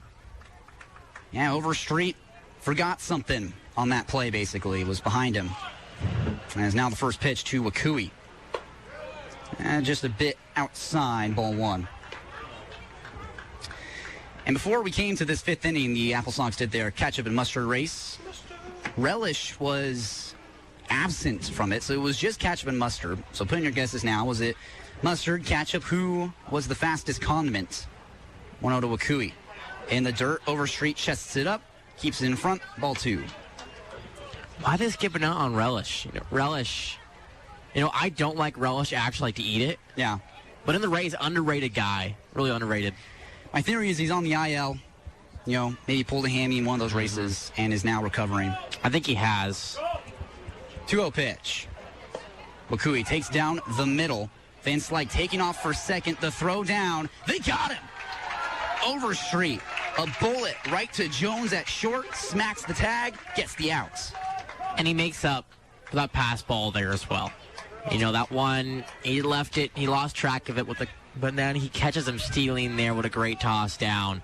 And a really late jump for Van Slyke as well. I'm surprised he went. All's well that ends well, basically. Still get the out. One away now here in the fifth. Nobody on. For Wakui, 1-1 count to him. Crowley kicks and fires. Chopped right up the middle, over Crowley's head. Jones cuts it off right in front of second. The throw on the run, the stretch from Marr. That's out number 2. Holy cow, what a play. Holy cow, indeed, man. Jones showing off the range and his arm. He works towards the right of second base from the shortstop position, and then a throw on the run to get him out in time. Max Stagg now, 2 outs, nobody on. Like we said, the ketchup mustard race. Missing Relish.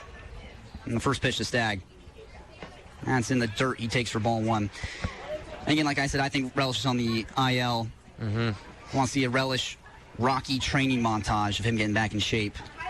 Oh, it's happening. It's happening. Speaking for a friend of Relish. 1-0 offering. Deep breath from Crowley. And now the delivery. That's upstairs over the top rung, ball two. So now, lock in your guesses. Ketchup, mustard, it's a 50-50 guess. Lock them in.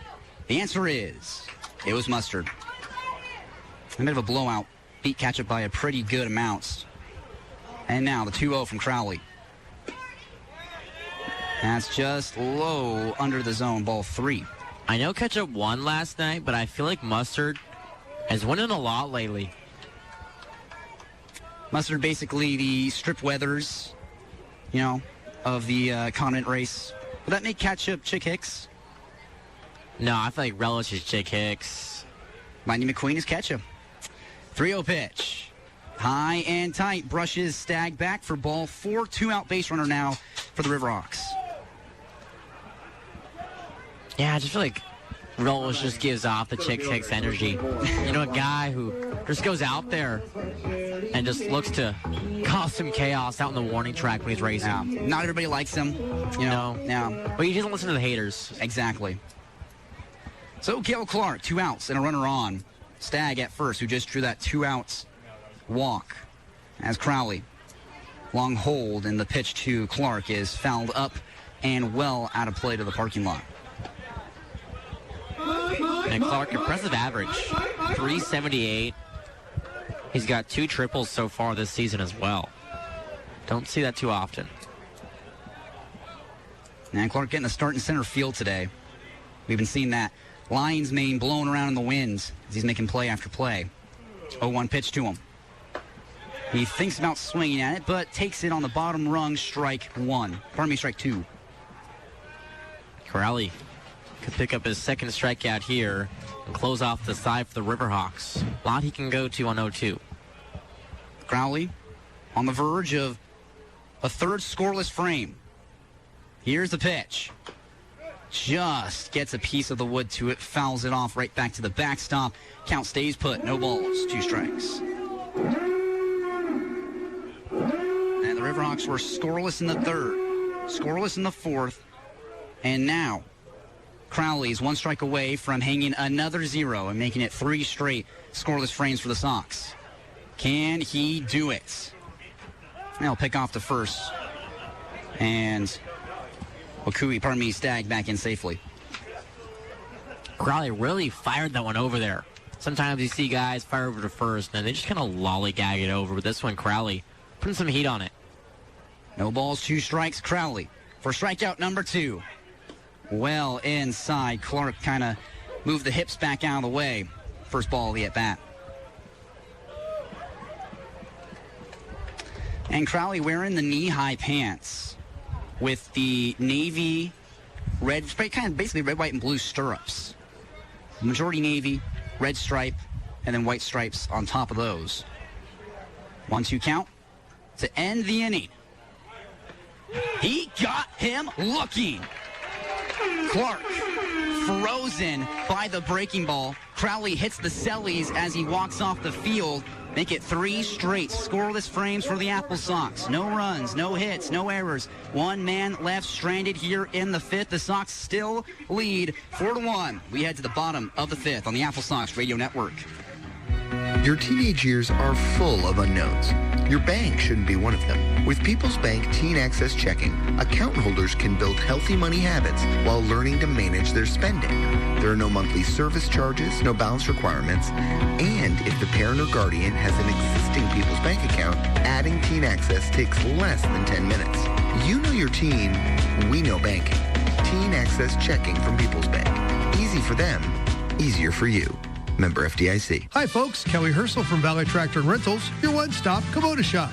Kubota and Valley Tractor is keeping it simple. You want the best-selling compact tractor? Buy a Kubota. You want the best-selling compact excavator? Buy a Kubota. You want the best-selling compact skid steer? Buy a Kubota. You want the best-selling diesel zero-turn mower? Buy a Kubota. You want the best? Buy a Kubota. Kubota and Valley Tractor since 1948, Baker Flats, East Wenatchee. Come celebrate Independence Day at the 12 Tribes Colville Casinos with our Independence Day hot seats. From noon to 4 p.m. July 4th, every hot seat player will have a chance to win up to $1,000. Play your favorite game for your chance to hear your name called for a hot seat and be one of 15 guaranteed winners walking away with $1,000. Don't miss the Independence Day hot seats July 4th at all 12 Tribes Colville Casino locations. Coulee Dam, Lakeside, and Omak. 12 Tribes Colville Casinos. Far from the ordinary, close to the adventure. Gambling problem? Please play responsibly. Call 1-800-522-4700. So Nicho Crowley made his first relief appearance of the season there at the top of the 5th and was able to hang a 0. Didn't sit down the side in order per se, but still 2 strikeouts in that frame. He came out of the bullpen hot as Jake Overstreet will lead off for the Sox here. Bottom of the 5th inning. They're on top 4-1 about midway through this game. Combs' first pitch to Overstreet is just inside but on the corner for a strike. And Sox in the driver's seat so far in this game, looking for a series win, their 3rd against the Riverhawks today. Next pitch to Overstreet, slider yanked well outside to even the count. Overstreet 0 for 2 today. Combs on the mound, his 2nd inning of work here in Game 2 of this series. Now the 1-1 pitch. Overstreet spits on another slider that is yet again yanked outside. And, of course, McIntosh got the start today. Combs taking over for him. Both 6'5", both 205 pounds, both righties. Here's the 1-1 pitch. Ripped to the left side on the ground. Simonton dives but can't get his glove to it into left field. Leadoff knock for the Sox. That one just trickled through there. A ground ball that somehow found a gap. Simonton had to dive back to get anywhere near it. James Castanola now. But yeah, Combs and McIntosh look like clones that were just made in a lab. Look exactly the same. As now the first pitch to Castanola. And he takes the breaking ball that dropped under the zone, ball 1. Really wouldn't be surprised if Combs and McIntosh were identical twins that were separated at birth and have reunited on the Riverhawks. That would be a fun story. Next pitch to Castanola. Runs inside again, flinches him away. And Castanola wore one off the helmet in the third, so getting some war flashbacks to that. Oh, and there's Miss Vidal flying out in the sky. Smith, you know Miss Vidal? I do not. Oh, I'll have to educate you now. 2-0 pitch, Castanola. Here it is. Inside again. This one zipped past kind of his lead hand and the threads of his jersey. 3 balls, no strikes. Miss Vidal, man, that is like a Wenatchee superstar, a plane that has gone down in history. 3-0 pitch, Castanola. He takes it on the inside edge. The fastball, 87 for strike 1. I mean, you'll see it at all of our parades, everything like that. It's always flying above overhead, and of course, it's here today. It's the world's first nonstop trans-Pacific flight. It was conducted by Clyde Pangborn. And the 3-1 pitch is way downstairs. Castanola takes ball 4, 2 runners on with no outs here in the 5th. And it went to Misawa, Japan. So our sister city is Misawa, Japan because of that. And our airport is named after Clyde Pangborn. So Miss Vidal circling around more towards the East Wenatchee area above the Columbia River. And basically like Wenatchee's own Blue Angels and the sorts, just one plane though. First pitch to Owaduni. He takes the slider on the outside edge, strike 1.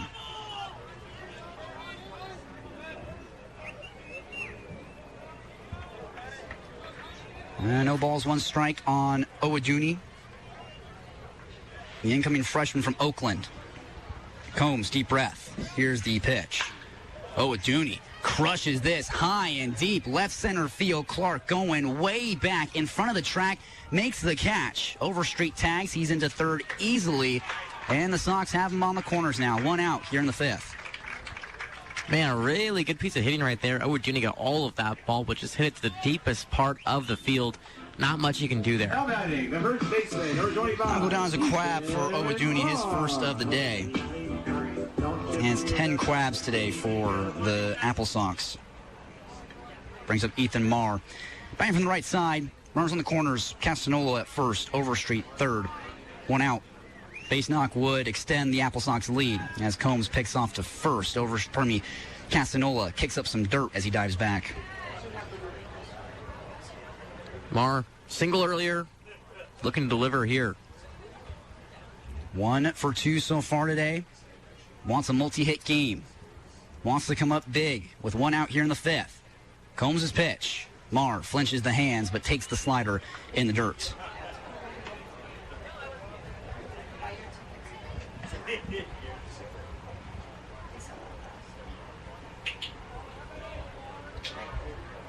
Still 1 out here in the 5th. 2 runners on. Combs, the right-hander, working from the third base side of the rubber. His nice pitch to Marr. He flinches, but takes strike 1 to even the count. 1 ball, 1 strike. It's crazy to think that the Riverhawks, coming into this series, had swept Bellingham. And yesterday, a 14-2 win. Now the Sox in the driver's seat here, 4-1. It's hard to believe this team went on a 7-game win streak. 1-1 pitch. Marr takes another breaking ball outside again. 2 balls, 1 strike. Now the counts. Yeah, Edmonton kind of shocking the world there with that sweep over Bellingham. And then now coming back to earth a little bit in this series against the AppleSox. His pitch to Marr. Ripped to the left side. Simonton nowhere near that to make the play. Overstreet will cross home. Ethan Marr, multi-hit game and RBI here in the 5th. The AppleSox today, not showing a lot of power, but a lot of ground balls in the middle of the infield through the 4 and 6 holes, getting the job done and giving them and extending their lead. 5-1 for the AppleSox here in the 5th, extending the lead. Zach Doyle looking to make it back-to-back hits for the Sox. Pitch from Combs. Doyle ripped right past Simonton at short. He reaches out and makes the grab, but has no throw anywhere, so everybody's safe. Castanola to third, Marr to second, and now Doyle to first. And again, right there, perfect example of it. Did not hit that ball hard at all. Just a weak little one-hopper towards the shortstop, Simonton, but because of his positioning, it was hard for him to grab it. Thankfully, he snagged it for the Riverhawks, and they were able to prevent any further damage.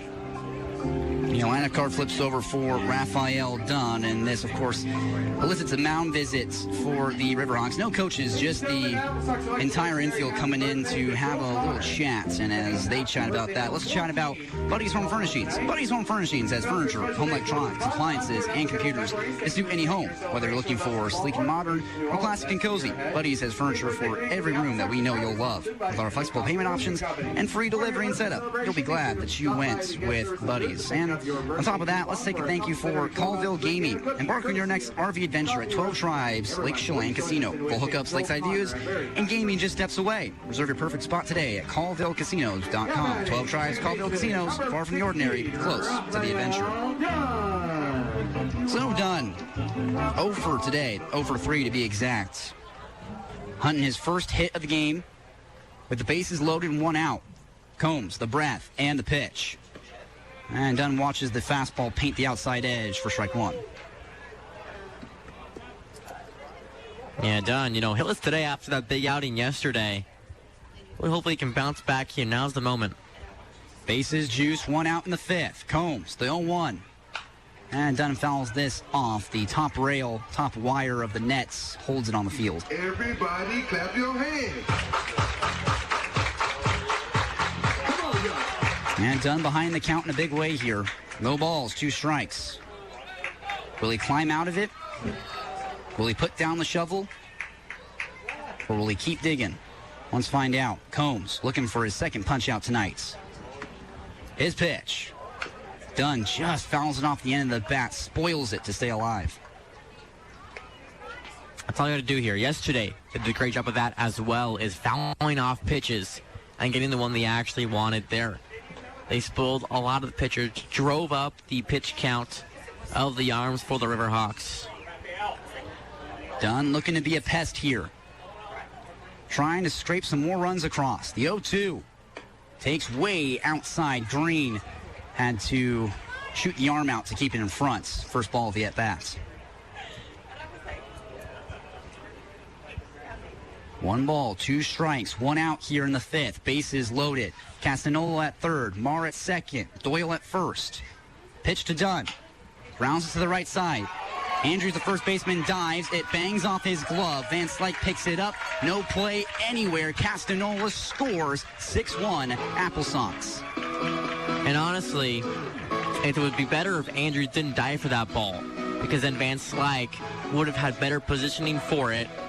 As Combs was far away from first, he couldn't cover. Van Slyke far away as well, so if Van Slyke loved it, he would have been able to hit Green with a nice throw to record at least an out.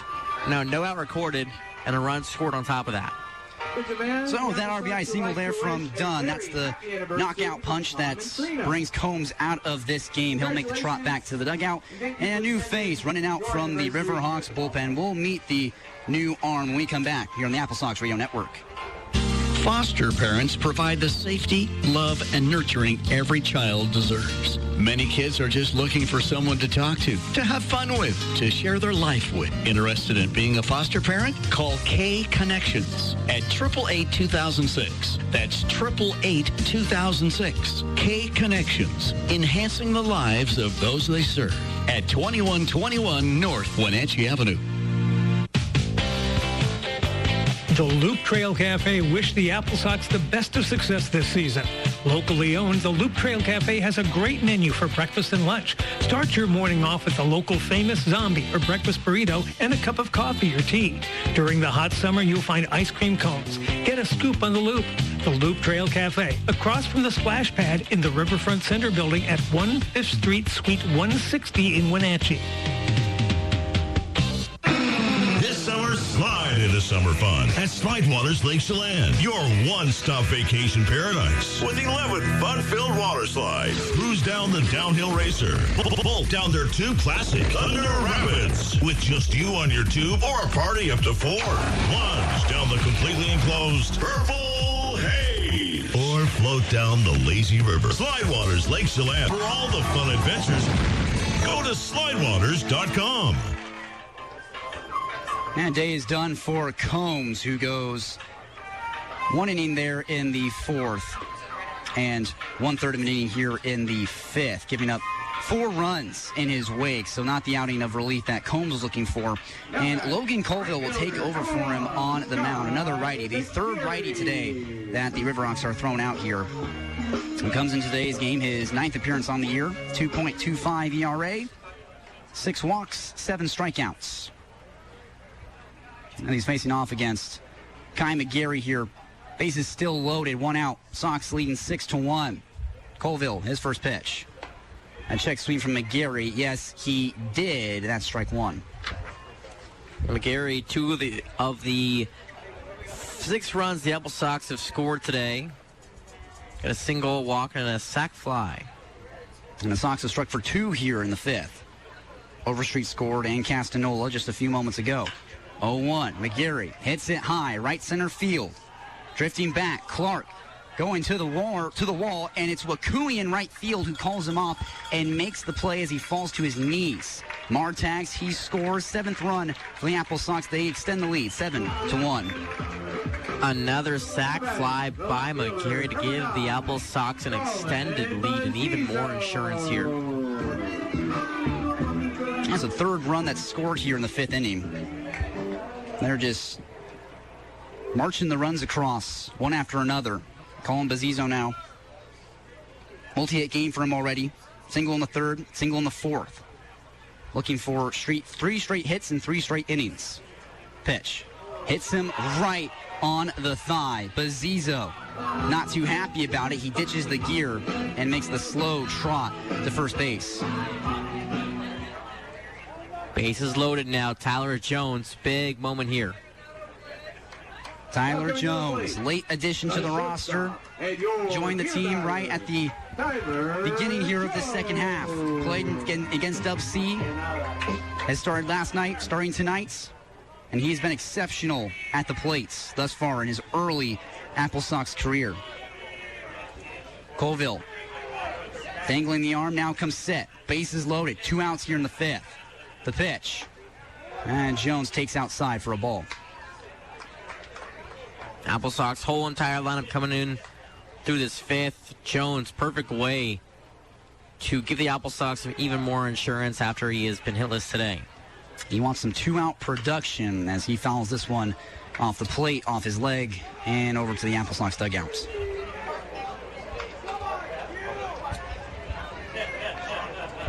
Yeah, Jones, 1 official RBI so far in conference play. Picked up a couple in game 1 against the Dub C Fish Sticks. 1 ball, 1 strike, 2 outs, bases still loaded. Colville, the pitch. And Jones takes the slider just outside, ball 2.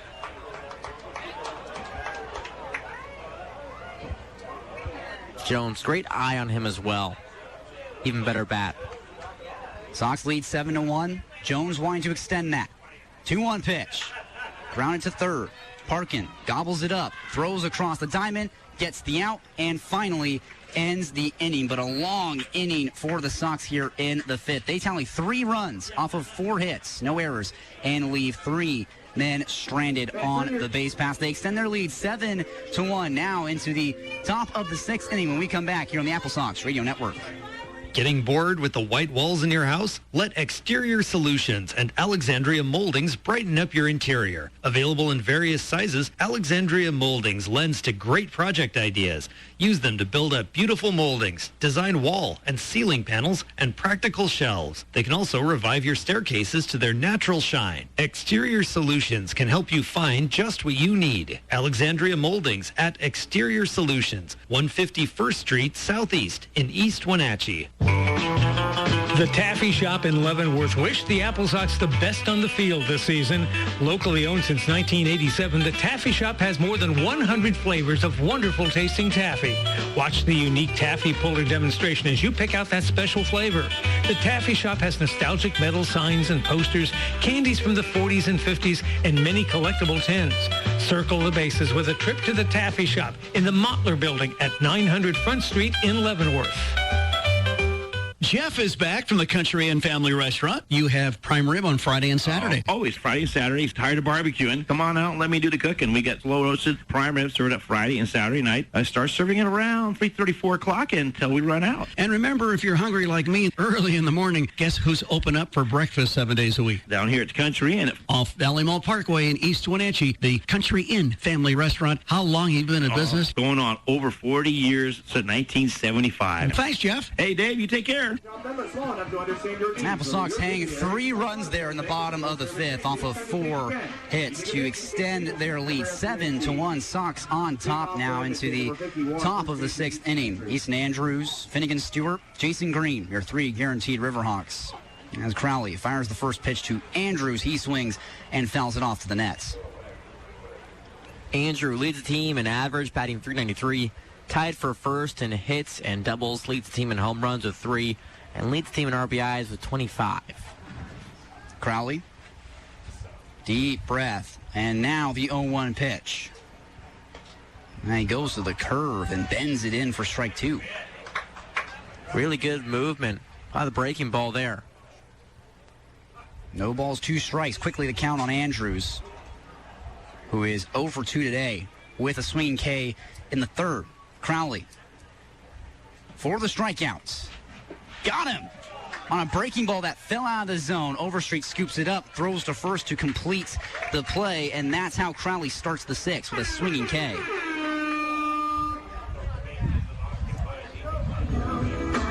Sox's bat arms today have struck out 7 so far, looking to make that double digits, at least on track for it. Now Finnegan Stewart, 0 for 2 today, a pair of flyouts to McGary in right field. And he's in about with no one on here, blank canvas, 1 out, top of the 6th. Sox leading 7-1. Crowley steps back, lifts, fires. Way inside, Stewart had to dance out of the way of it, and that's ball 1. And the sun almost completely gone down here in Wenatchee. Ballpark swallowed up by shadows. Still plenty of light, though, on this beautiful summer afternoon. And the 1-0 pitch, Stewart takes it for strike 1. Yeah, East Wenatchee still lit up. Fireworks show coming at confirmed 10 o'clock tonight. So, there's something we could watch after the conclusion of this game, Smith. And Crowley trying to make this game go by a little faster. 1-1 pitch. Stewart just fouls it off. A top shelf fastball, 90 miles an hour from the fingertips of Crowley. And man, how was that fireworks night last night? What a time. Really cool moment there. Over 2,000 people in attendance here at Paul Thomas. Not quite as many here tonight, but still, great crowd here for the 4th of July. 1-2 pitch to Stewart. He thought about it, would have went chasing, but thinks twice. Holds up, ball 2. Smith, you were taking pictures during that. How are those shots going for you? They came out pretty good. That was my first time taking pictures at night, and so that's a whole nother ball game. And it was a good learning experience. I got a few really good pictures I think came out pretty nice. And now the 2-2 to Stewart. Swings and misses at the top of the zone. 89 straight heat from Crowley. Stewart just can't handle it. Crowley's fired up now. Give him 3 strikeouts, 8 total for the Sox today. Looking to strike out the side. He's got Jason Green now. 2 outs. Back-to-back punch-outs for Crowley. He's a guy who really feeds off those positive vibes. And right now, he's got a lot going for him. Wanting to sit down Green, who struck out twice already tonight, both of which were swinging. First pitch to him, and that's just high, just outside, ball 1. Jason Green, 0 for 2, 2 strikeouts. If this is the guy you want to punch out, it's him to strike out the side. Crowley nods and agrees on the sign, takes the breath, and now fires. 1-0 is fouled off of Green's front foot, and it's going to even the count. 1 ball, 1 strike. And Green bats .241, decent average there. He's got 19 hits, 5 doubles, a triple, and a home run, which came against the AppleSox last time they faced him. 1-1 count. Nobody on here. Crowley wanting to face the minimum if he can.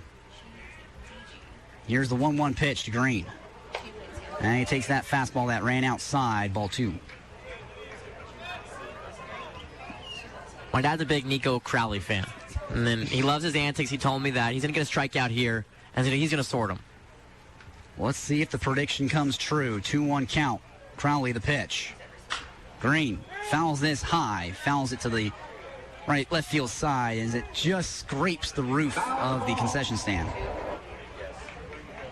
And Crowley, man, his first outing in relief, he's doing really well. Now he's got Green right where he wants him. 2 strikes, 2 outs, no one on. Crowley hunting his 5th strikeout here in relief. He wants it. He wants it bad. Here's the pitch. Foul straight up, straight back, and just into the crowd as it bangs off the metal bleachers here, and a couple of young AppleSox faithful tracks it down. Count stays, 2 balls, 2 strikes, 2 outs. Here in the top of the 6th inning, 7-1, AppleSox leading by 6 runs. Crowley to strike out the side. Here it is. And foul straight back again, almost in the same spot. This time, well back to the parking lot. It's feeling nice and cool out now. Since the sun has set, it was a fairly hot day. But now a little bit of wind whipping through. Feels nice and comfortable. Now, it was up to 80 earlier today. Now 70 degrees with that nice cool breeze, like you said. Gorgeous day for the 4th of July. Crowley to sit down the side. The pitch. Got him swinging. The breaking ball fools him badly. Crowley strikes out the side. And that's how the Riverhawks go down here in the 6th. No runs, no hits, no errors, nobody left on base. We're into the bottom of the 6th. Sox still leading 7-1 when we come back. You're on the AppleSox Radio Network. I have come to the conclusion that one useless man is called a disgrace, that 2 are called a law firm, and that 3 or more become a Congress. And by God, I have had this Congress. 250 years ago, the spark was lit, and a new America was forged in the flames. From the Numerica Performing Arts Center and Jamie Donegan Productions, Hot August Nights features Tony Award-winning musical 1776. July 31st through August 15th at the Numerica Pack. Tickets for 1776 now on sale at numericapack.org. Mission Ridge, proud sponsor of AppleSox Baseball, says, let's go, Sox. Hope you're enjoying the game. Head up to the Chair 5 Pub at Mission Ridge. Open Fridays through Sundays all summer long. It's your spot for great food, local drinks, and unbeatable mountain views high above the valley. Whether you're wrapping up a day on the trails, looking to cool off from the summer heat, or just want a relaxed place to hang out with friends and family, the Chair 5 Pub delivers. Keep the good times rolling after the final inning. Visit missionridge.com to learn more. Wenatchee businesses, step up to the plate. Firefly is your hometown MVP for managed IT and cybersecurity, protecting your time and tech since 1992. For a limited time, Firefly is offering a free vulnerability scan to help pinpoint the gaps in your security and bring clarity to your risks before they turn into errors on your scoreboard. Call 509-663-TECH today to secure your scan and stop the bad guys from stealing home. Easton Andrews, Finnegan Stewart, and Jason Green all fell victim to the Nicho Crowley punch-out. All 3 struck out swinging to strike out the side in the top of the 6th, and now into the bottom half of the frame. The AppleSox lead 7-1 as Overstreet climbs his way to the right-handed batter's box. After him, James Castanova, and then Akani Owaduni after him. So your 3 guaranteed Sox here in the 6th frame. Overstreet. As Colville still on the mound for the Riverhawks. Right-hander kicks and deals. And Overstreet watches that one float over the plate for a strike. And Overstreet led off that last inning. Got us started with a single and a run scored. Looking to repeat that here and add even more insurance. Looking for his second hit of the ball game. 0-1 pitch, missed way outside with the slider to even the count. 1 ball, 1 strike.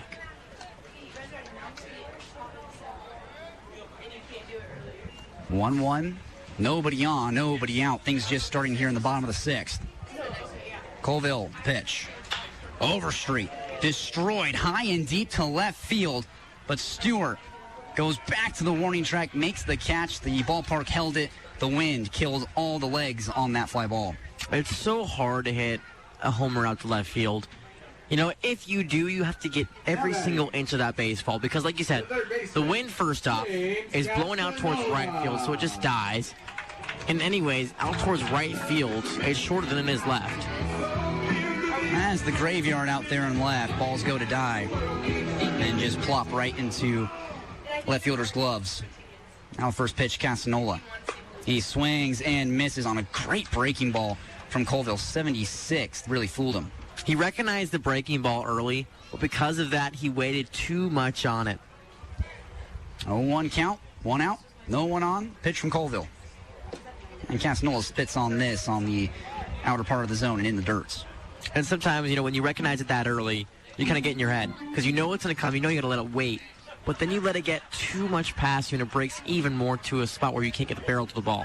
Castanola ripped on a line to left field, but right at Stewart. And he records the second out here in the 6th. Stewart getting all the action here in the 6th inning.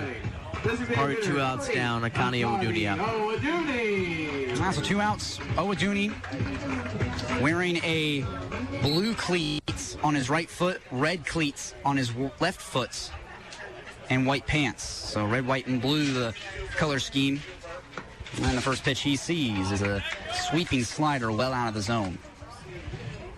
Picked up his first official AppleSox hit today in the 2nd inning. 1-0 count on him. Pitch from Colville. He swings and misses. Another good breaking ball from Colville. 78 to really deceive him. I'm liking how he has the red and blue cleats. It goes perfect on this July 4th. Very patriotic. Here's the 1-1. Owoduni got jammed, but sends it high and deep the opposite way. Wakui right in front of the warning track makes the catch and retires the side. Sox go down in order. 3 up, 3 down. They get no runs, no hits, no errors, and of course, nobody left on base, but they still lead 7-1. Now to the top of the 7th inning. This game now into its last third. When we come back on the AppleSox Radio Network.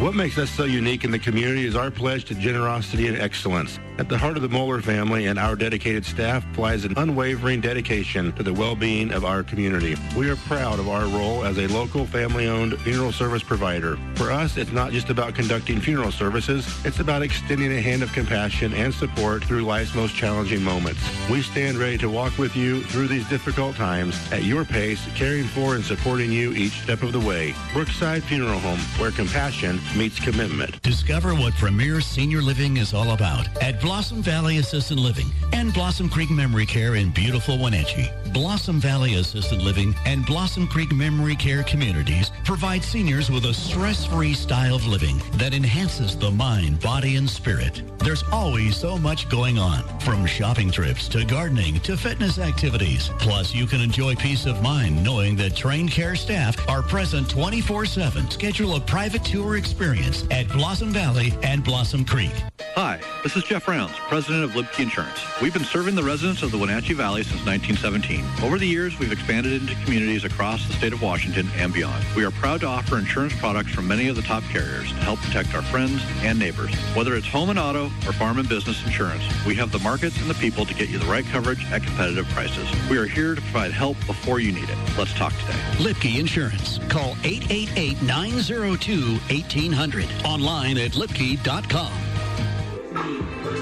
Now the AppleSox were sat down in order for the first time tonight. Now into the top of the 7th. They lead it 7-1. Nicho Crowley still on the mound. And on the play-by-play is Jackson Dodd. Thank you, Smith. Chris Parkin, Devin Simonton, and Matt Van Slyke. Your guaranteed 3 batters here in the top frame of the 7th. AppleSox, very comfortable lead so far, leading by 6-1.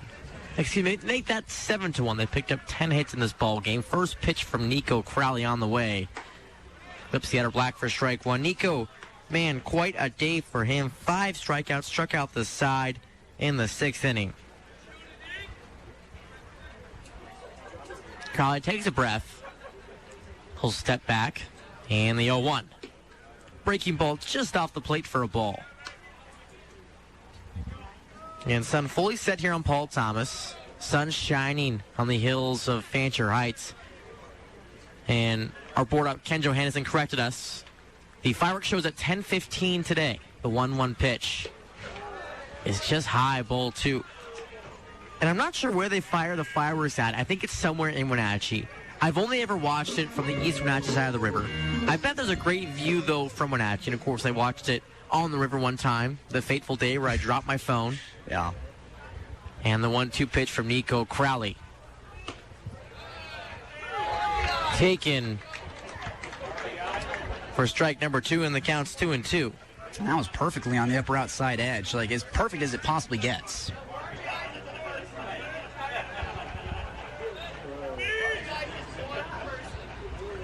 Crowley steps back. Parkin will take it for a ball. It's in the dirt. Count's filled up. He overthrew the fastball there. 89, spiked in the dirt. Was trying to blow something past Parkin, but you just got to trust your stuff. Mm-hmm. Trust your stuff indeed. He's looking to do that here. Pick up his 6th strikeout today. Crowley steps back. The payoff pitch. And the dirt, ball 4. Changeup was below the zone. And the man on with no outs. That's the 4th walk tonight from the AppleSox pitching staff. 2 from Haythorne, now 2 from Crowley. So not a ton of free passes, but they'll start to stack up here, especially if the Riverhawks are able to capitalize. Exactly. And 2 walks have been issued to Parkin today with that one right there. Devin Simonton batting .167. 1 for 2 today. Crowley comes set, takes a pause, and fires. Pitch dotted on the outer black for strike 1. Yeah, all these pitches from Crowley where he's clipping the zone, he's clipping them perfectly, like perfectly on the edge. It doesn't get better than that. Because he's got decent heat. It's around like 90. And this guy, he always finds a way to just tickle the zone. As the 1-0's inside for ball 2.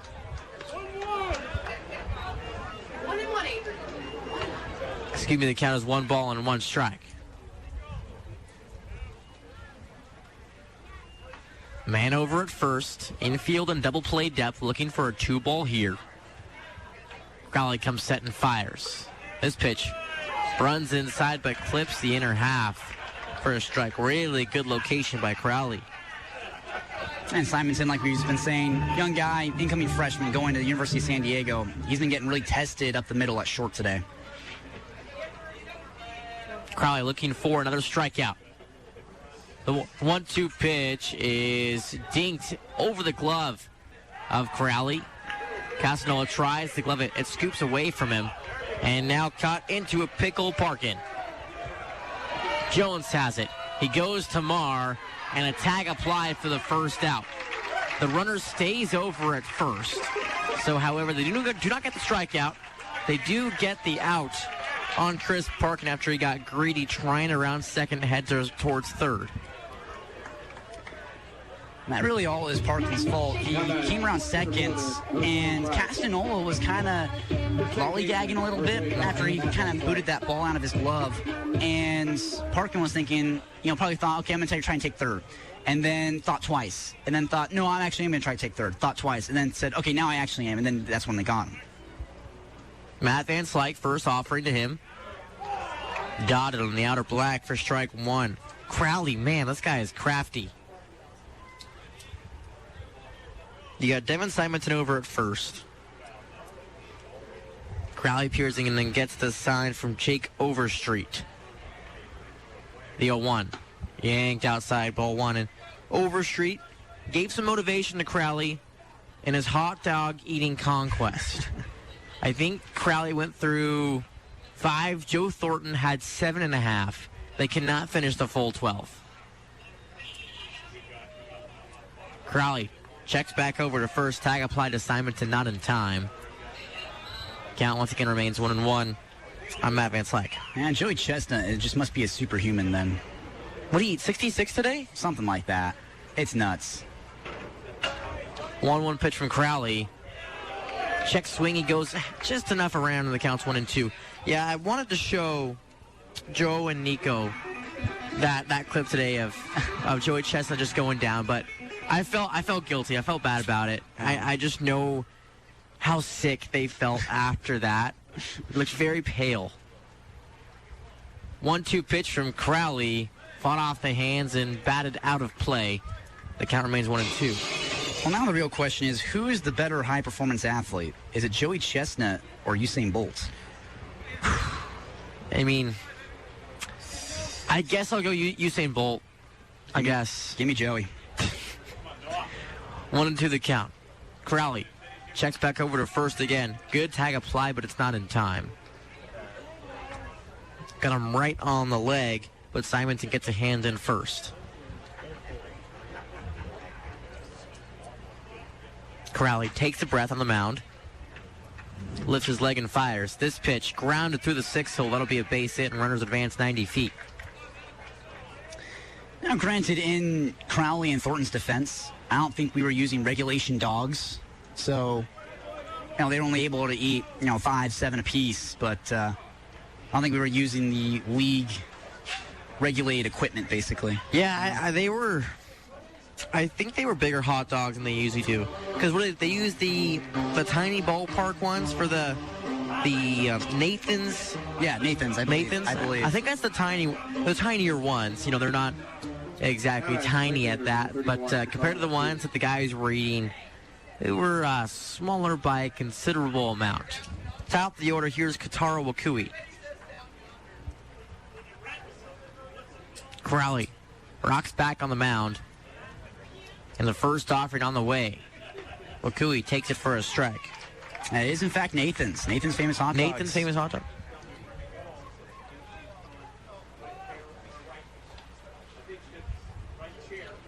And so, Devin Simonton, that play earlier, does go down as a hit in the book.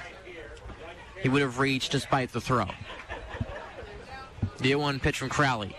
Runs inside and moves back Wakui. The count's even at 1-1.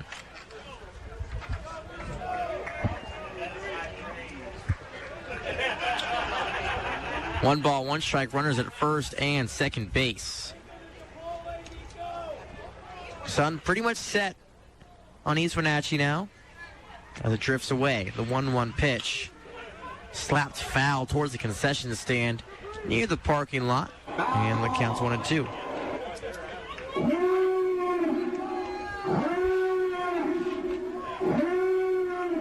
Crowley, strikeout opportunity here. He peers in, gets the sign, looking for his 6th strikeout. The 1-2 pitch, and just like that, Wakui admires a 3rd strike. He's sat down by Nicho Crowley. Man, Crowley is crafty, man. He's got the fastball that flirts with 90, and then the breaking pitches that just kind of break your brain. I don't even know how you really compete with that. And so the first base coach for the Edmonton Riverhawks showing his disagreements. And field ump Henry De Jesus telling them to step away. Kyle Siss is having a conversation with the 3rd plate ump. Yeah, they're getting really hot down there. Max Stagg really fired up about that. I think Stagg might have gotten tossed from this game. I think he was. He just tossed his bat and is trotting out of here. So we're going to see a pinch hitter. We're going to step away. The Sox lead 7-1 here. Don't go anywhere. Listen to the AppleSox Radio Network. Hey, get the goat off the AC vent. This time of year, we are right there with the goat, hanging out and trying to stay cool. Folks can start quotes on our website, WenatcheeInsurance.com. And you can schedule an in-person video or phone appointment. No one should have to sweat about insurance. We are a locally owned independent agency, so we can walk people through a variety of options. Make sure you're covered, maybe even save some money. So give us a call or text today, 509-295-9055. And then get back to the AC with the goat. At Banner Bank, cheering on the AppleSox is just one more way they show their appreciation for the Wenatchee Valley. When it comes to your finances, it's all about how they can help you move forward with truly personal service, smart financial solutions, and being the local expert by your side when it matters most. In fact, Banner Bank has been named one of the 100 best banks in America by Forbes for 10 straight years and one of Newsweek's best regional banks again this year. Stop by your local Wenatchee branch or visit bannerbank.com. Banner Bank, member FDIC. We're here for those who build America. Those who believe that giving everything we've got today will pay off tomorrow. Who will drive America forward for 250 years to come. If that's who you are, you should pay what we pay. Now get employee pricing across a full lineup of Ford trucks and SUVs. Employee pricing. You pay what we pay. Only from your local Ford dealer. Employee pricing on now at Pat Armstrong Ford, East Wenatchee. So the conference is over, and Oliver Clements coming in for Max Stagg. Stagg was officially tossed from the game, and Stagg was frustrated with something that was going on. A little confusing exactly what he was frustrated about. But there's 2 outs here with runners at first and second base. Sox lead 7-1. Crowley's first offering. Clements swings and misses. The count's 0-1. Yeah, Stagg was fired up. Don't know if it was the strikeout call or if Crowley maybe was celebrating, but nonetheless, his pontification fell on deaf ears. And the first base coach really had to hold Stagg back, keep him away. The 0-1 catches the outer black for strike 2. That was a close pitch there, and that's where that ejection from Stagg kind of comes back to bite them a little bit, because now you've lost a lot of goodwill with the officiating crew. No balls, 2 strikes. Crowley looking for another strikeout. And he gets him looking. Crowley picks up 2 strikeouts in this inning. And the Riverhawks leave runners at first and second base, pick up no runs off of 2 hits and no errors. Sox lead 7-1 with head to the bottom of the 7th. It's time to stretch here on the AppleSox Radio Network. Let's give a big hand to a proud sponsor of today's game, the Salcedo Group of Companies. Celebrating 25 years of serving our valley, Salcedo does it all, from top-tier HVAC and electrical expertise to major local development. Today, they're proving their philanthropic heart by supporting over 70 local organizations across Chelan, Douglas, and Grant counties, including our very own Wenatchee AppleSox. Locally grown and deeply committed, Salcedo continues to invest in everything that makes our valley home. Thank you, Salcedo Group of Companies. NCW.News is your source for accurate and intensely local news across North Central Washington. Part of Ward Media, an independent company committed to local journalism, NCW.News provides stories from our network-respected community newspapers. Stay informed with news from the Lake Chelan Mirror, Leavenworth Echo, Cashmere Valley Record, Quad City Herald, and Wenatchee Business Journal. With over 100 years recording the region's history, NCW.News and Ward Media keep communities engaged on the issues that matter most. Visit NCW.News for local news you can trust. Hit a home run with LocalTel Communications. For over 40 years, we've been Central Washington's trusted telecom provider, delivering fast internet and reliable phone service. Whether you're streaming the big game, video chatting with loved ones, or running your business smoothly, LocalTel has you covered. Join the LocalTel family today and enjoy the best connectivity in the region. Visit us at localtel.com to learn more. Ethan Marr leads off this bottom half of the 7th inning. First pitch on the way. He takes for a strike. Marr today 2 for 3 with a pair of singles and 2 runs scored as well. Sox lead 7-1. The 0-1 pitch. Marr lines this down the right field line, and it's foul. The count is no balls and 2 strikes. A very loud and long second strike.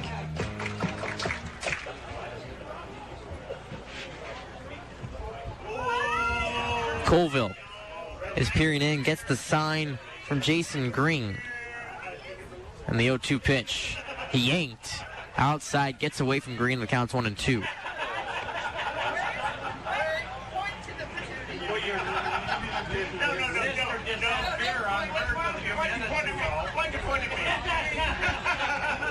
Marr batting .226. He's got 7 hits.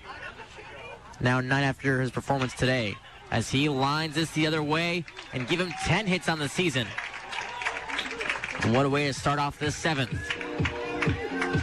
Ethan Marr, 3-hit night. Single in the 4th, RBI single in the 5th, a single here in the 7th. He came around to score both times before. So Ethan Marr probably putting together a player of the game type performance. And you know, Smith, now I can't get over the denim hats the Riverhawks have. Yeah. You know, they're actually growing on me. I kind of like him now. Here's Zach Doyle. First offering from Colville. Outside ball 1. Would you ever rock a full denim hat? I think it depends on what, like, the design is on the front, right? Like, not just like a full denim, no logo on it, you know. Here's the 1-0.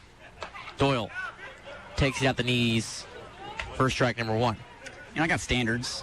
Yeah. Like, I'm not going to be rocking the all denim. If it's got, like, a cool logo on it, and it's like, if it has that, then I'll rock the denim hat. It's too bad we're far away. We can't see what it says. As Mark gets back over to first after a pickoff attempt. Sox up by 6 here, looking for their first series win of the second half. The 1-1 pitch to Zach Doyle. Outside ball 2. 2 balls and 1 strike to count. And, you know, the Sox, going into their last series of the season against the Walla Walla Sweets, had won 8 straight. However, they lost that series, so now they have reset. The 2-1 to Doyle. He waves and misses. The count's 2-2. They did pick up somewhat of a series win against the Dub Sea Fish Chicks. However, that does not count because it is non-league. They're a Pacific International League team. So they're looking for their first series win of the second half after their streak was broken. The 2-2 pitch is grounded weakly into the hands of one of the bench guys in the Riverhawks dugout. And the count is 2-2. So the design on the hats is like a patch you would have on a pair of denim jeans, like a Levi set of denim jeans, and it says Edmonton Riverhawks at the very top. Oh, okay, that's pretty cool, actually. Yeah. That's pretty cool. 2-2 pitch runs inside for ball 3. So obviously a custom job there. Right? Yeah. You can't, but you're not buying these on the shelves anymore. You know, I wonder how they did that.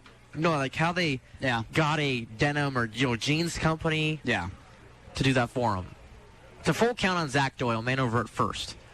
Payoff pitch from Colville. Doyle swings and grounds this up the middle, towards the right side. That'll be a base hit. Both runners advance 90 feet.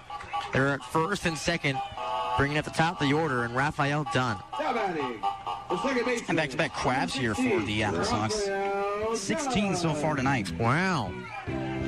Nice night for them tonight. I know. The quab is usually a good indicator of how the night's going for the Sox. Raphael Dunn was hitless until the 5th inning. He picked up an RBI to snap his streak. He's got Marr over at second and Doyle over at first. First offering. Swinging a ground ball towards second base. Van Slyke loves it. Tosses over to second. They do not throw to first, but they get the force out over at second base, and that will tire Zach Doyle. That's up runners on the corners now. Marr at third and Dunn at first after that fielder's choice. Only one out here, too.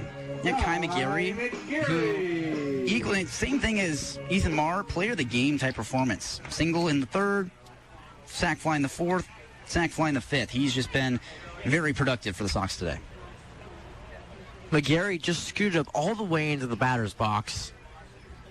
First pitch to him, he takes for a strike. It was right when Colville had gotten set. Usually McGary's in the very back of the box. He scoots up to the front now.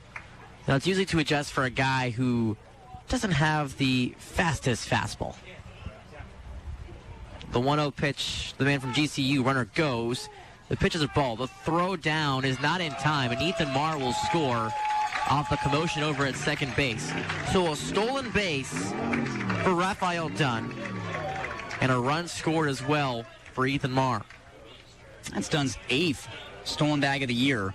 And clearly the play there with first and third situation, they were just trying to throw around and get the out. They weren't going to cut it off. They weren't going to read the play because they probably weren't expecting Marr to go. But then the ball spits away. Marr just trots home. 1-1 the count. Runner's still in scoring position He's dancing around. The 1-1 pitch, McGary fouls back into himself, and the count's 1-2. Yeah, Dunn trying to figure out the timing there at second. You saw him jump way forward and then realize, oh, okay, I gotta get back now. And he's figuring it out. And at some point, he'll understand it. And you could see him swipe third here. Dunn has 7 stolen bases now. The 1-2 pitch on the way to Kai McGary, It will pick back over to second base where Dunn walks back in leisurely. Yeah, Dunn poking and prodding, trying to figure out the looks of Colville, trying to figure out his timing, trying to figure out everything. Because then if he can read him like a book, he can take third base. Kai McGary did it. Dunn can do it as well. The 1-2 pitch to McGary. Breaking ball fouled back, and the count remains 1-2.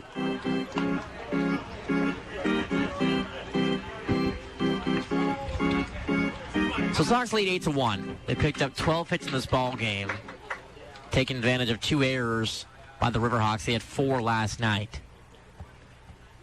Colville comes set, rocks back. And the 1-2 pitch. McGary lines this up the middle. Dunn gets the stop sign at third, and runners at the corners, bringing up Colin Bazzizo. And that one, a bit of a knuckleball right back up the middle, where Dunn had to make sure that Simonton didn't maybe range over and make the catch, make sure that it actually gets to center field, and that's why they hold him there at third, because he wasn't taken off right away. But still, runners on the corners again, and with 1 out, and the AppleSox up 8-1, and no one better. Bazzizo can get a job done right here. The concession stand never smelled so good right now. Here's Colin Bazzizo, runners at the corners. First pitch to him. He lines this foul into the AppleSox dugout, and caught by Jonathan Christner. Yeah, pitchers are athletes too. What was that? I don't know what smells so good right now. It smells like a corn dog. It does. I want it. I want whatever it is. Me too. 0-1 on Bazzizo. The pitch. Breaking ball in the dirt. The count's 1 ball and 1 strike. We don't really get to eat up here. No. Eating and calling a baseball game don't mix entirely well. So we kind of we're fasting up here. We are fasting. Runners at the corners. The 1-1 pitch. Bazzizo takes it high. Ball 2. I like Bazzizo's bat. It's a vibrant red. It matches the AppleSox's red jerseys. What type of red is that? Blood red? No, I think blood red is more dark. Apple red. Apple. That's good. I get it. 2-1 pitch from Colville. This one dribbled over to second. The toss over. They get the out there. A fielder's choice by Colin Bazzizo will score Rafael Dunn. The Sox advance their lead to 9-1. That doesn't go down as a quab for Bazzizo. Just because, you got the RBI, but from a little weak ground ball to Van Slyke, obviously, there's standards to the quab.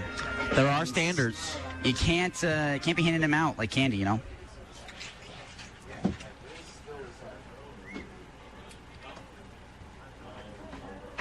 One out here. First offering is taken for a strike.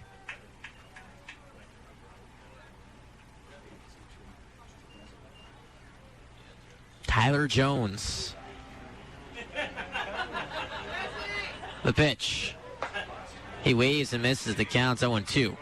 And that was a hack and a half from Tyler Jones. He really wanted to rip that ball to left field. That's not the approach here at Paul Thomas. You need to shoot the ball the opposite way if you want to touch them all. Next offering off the plate, ball 1. Really good breaking ball for Colville. However, he's trying to get the AppleSox to chase it, but they just have a great eye. In second in the WC on walks with 166. Impressive. The 1-2 pitch. This one skipped down the third base line. It's foul. And the count's 1-2. Bazzizo still over at first. He'll trot back in.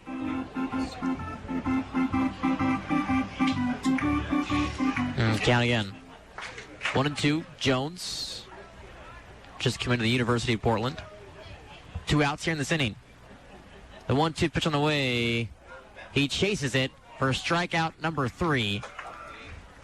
It's time for the top of the 8th. The AppleSox do pick up 2 runs, however, in this inning. They lead 9-1. Don't go anywhere. It's time for the top of the 8th here on the AppleSox Radio Network. AppleSox fans, if a foul ball leaves a ding or dent in your car or truck, take it to Earhart's Collision and Automotive Service. Family owned, Earhart's Collision and Automotive Service will give you a free estimate and will handle all the paperwork. If you need auto repair, they can do that too, including checking the air conditioner, oil changes, tune-ups, diagnostics, and more. Earhart's Collision and Automotive Service. Still at 1422 North Miller, Suite A in Wenatchee. We're gonna take a ride. We're going down to Easy's Burgers, where the food is dynamite. Easy's Burgers. Easy's Burgers, oh yeah. Fast, friendly, and delicious. They really do it right. Serving up those burgers every day and every night. Big kids, little kids, mom and dad too. Easy's Burgers. Made fresh for you. When you need prescriptions filled, visit Wenatchee Clinic Pharmacy. Locally owned and in business since 1945, Wenatchee Clinic Pharmacy is your friendly Health Mart pharmacy ready to serve you. They've made it their goal to meet the special health care needs of families throughout North Central Washington. Stop in or use their convenient drive-thru to get all your questions answered and prescriptions filled. Wenatchee Clinic Pharmacy, 509-662-5801 and at 820 North Chelan. Your official radio station for the Wenatchee AppleSox is Sunny FM. KCSY Twist, the greatest hits of all time. Sean McGrath relieving Nicho Crowley here in the top of the 8th inning. Jackson Dodd Smith Sly, happy to have you all on this Independence Day. Smith, tell us more about Sean McGrath. Yeah, Sean McGrath, righty, 6'1", 200 pounds, freshman out of Novato, California, who just played his first year at Cal Poly this past spring. Finished with a 3-4 record of 3 wins, 4 losses, 7.96 ERA, 14 cameos this past spring, and 6 of them were starts. So majority relief, but a good amount of starting jobs there for Cal Poly.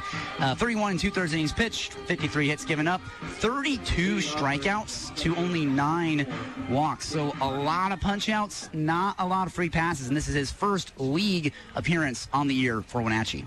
Here's Cale Clark. He's 0 for 3 today. Ground out, fly out, and a strikeout. McGrath gets his sign from Overstreet, kicks back, and the pitch. He swings and misses, chases the fastball at 92 miles an hour. Oh, Smith, I see the fireworks. I saw some. I don't think it's the actual show, though. 10:15 is what we were told. Yeah. The 0-1 pitch from McGrath. Lined at the middle. Doyle works in and makes the grab easily for the first out. And a couple of those fireworks out there, jumping the snap, basically. A bit of a false start. Offsides. However you want to call it. Both, honestly. Yeah. Yeah. Nothing can beat last night, though, because we were close to the fireworks. Yeah. If we're going to watch it, we're going to be far away from the one tonight. Here's Easton Andrews, 0 for 3, pair of strikeouts for him. McGrath kicks and deals the pitch. And the dirt ball 1. And something we were passed along by our statistician Ryan was that the AppleSox have had no extra base hits today. All hits, 13 of those, are all singles. The 1-0 pitch catches the outer black for strike 1, and the count even at 1s. That really checks out. Sox are 4th in the league for average, 270, 6th for slugging, 382. So not a lot of extra base hits. The 1-1. Hit hard down the left field line, but it's foul. The count's 1-2. And that was skimmed right to the left field berm. And there are a lot of young fans down there. There's no net to protect them. So you're kind of just, putting their lives in their own hands when they sit down there. Can you imagine last night? Because that berm was packed last night. Bring your glove for sure. Yeah. The 1-2 pitch from Sean McGrath. Buried in the dirt, ball 2. You just got to keep your head on a swivel if you're down there. That's where, the parents who, teach their kids the hard way, put them down there, So they come home with a couple bruises, Teeth missing, that kind of stuff. The 2-2 pitch. Outside ball 3. The count's filled up. Andrews leads the team in average, 393. Leads the team in homers with 3. Leads the team in RBIs with 25. A formidable opponent for McGrath. The payoff pitch. Taken, strike 3. McGrath picks up his first strikeout of the day and the second out of the 8th. And the AppleSox pitching staff has been dicing guys up all night tonight. It's just been, the Riverhawks just haven't had really a solution for it. Looking, swinging, doesn't matter. 13 total strikeouts today for the AppleSox pitching staff. Here's Finnegan Stewart. McGrath looking for a 1-2-3 inning. First pitch. Hit the other way. Dunn gloves it. Fires to first, and he gets it. 3 up, 3 down. No runs, no hits, no errors, and no men left on base. Sox lead 9-1 as he head to the bottom of the 8th here on the AppleSox Radio Network. Summer starts with membership at the Rack. Pack your calendar with camp, rack, swim, and tennis lessons, summer swim team, indoor and outdoor pickleball, tennis tournaments, play programs, and so much more. It is so easy and fun for the whole family to stay active and fit all summer long when you join the Rack. Summer classes and camps are filling fast, so don't delay. Call the Rack today. That's Wenatchee Racket and Athletic Club, or use the Rack app for program registration. See all the details at rack.org or call 662-3544. The Rack, where we play every day.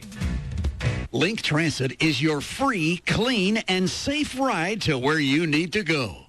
Whether you need to go to work, school, run errands, or taking a day trip to Leavenworth or Chelan, Link can take you there. Save gas and don't worry about parking. Plan your trip with Google Maps, Apple Maps, or the Transit app. Skip the fuss. Take the bus with Link Transit. Come experience the Tap Room by Hellbent Brewing at Pybus Public Market, your family-friendly destination for exceptional craft beer, great food, and a welcoming atmosphere. With 20 rotating taps featuring Hellbent craft brews and local ciders, plus a full bar and local wine list, there's something for everyone. Their chef-driven seasonal menu showcases the freshest local ingredients with bold American and Pan-Asian flavors in every dish. Open daily, visit the Tap Room by Hellbent Brewing and embark on a flavor-filled journey right in the heart of the Wenatchee Valley. Who is it? New guy on the mound for the Riverhawks here. It's Heath Hachowski. He's going to come in for Logan Colville. This is the 4th arm that the Riverhawks have utilized today, and man, this game is just really not gone their way. Here we are in the bottom of the 8th inning. Jackson Dodd Smith slide, and the AppleSox lead 9-1. There's been 2 errors for the Riverhawks today, and Smith, tell us a little bit more about Heath. Well, Heath, right-handed pitcher. It's been all righties thus far for the Riverhawks. McIntosh, Combs, and Colville. Now Hachowski, he's a sophomore out of Red Deer, Alberta, so up in Canada, and goes to Bellevue University. And you're probably hearing Bellevue thinking like, oh, you know, Bellevue Community College. No, Bellevue, not here in Washington. But 6'5", 240 pounds. Hachowski is a big man on the mound. First pitch to Jake Overstreet here in the 8th is in there for a strike. And Hachowski was with Edmonton in 2022, then with them in 2023, so kind of a while ago. Played with the Brooks Bombers in the Western Canadian Baseball League last summer, and now back with the Riverhawks. 0-1, the pitch outside, and the count's 1-1. Overstreet today, 1 for 4. A single and a run scored in the 5th. Besides that, hasn't had the most productive day. Hachkowski comes set, and the pitch.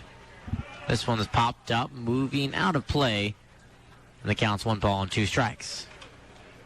Yeah, Overstreet, single in the 5th, came down to score.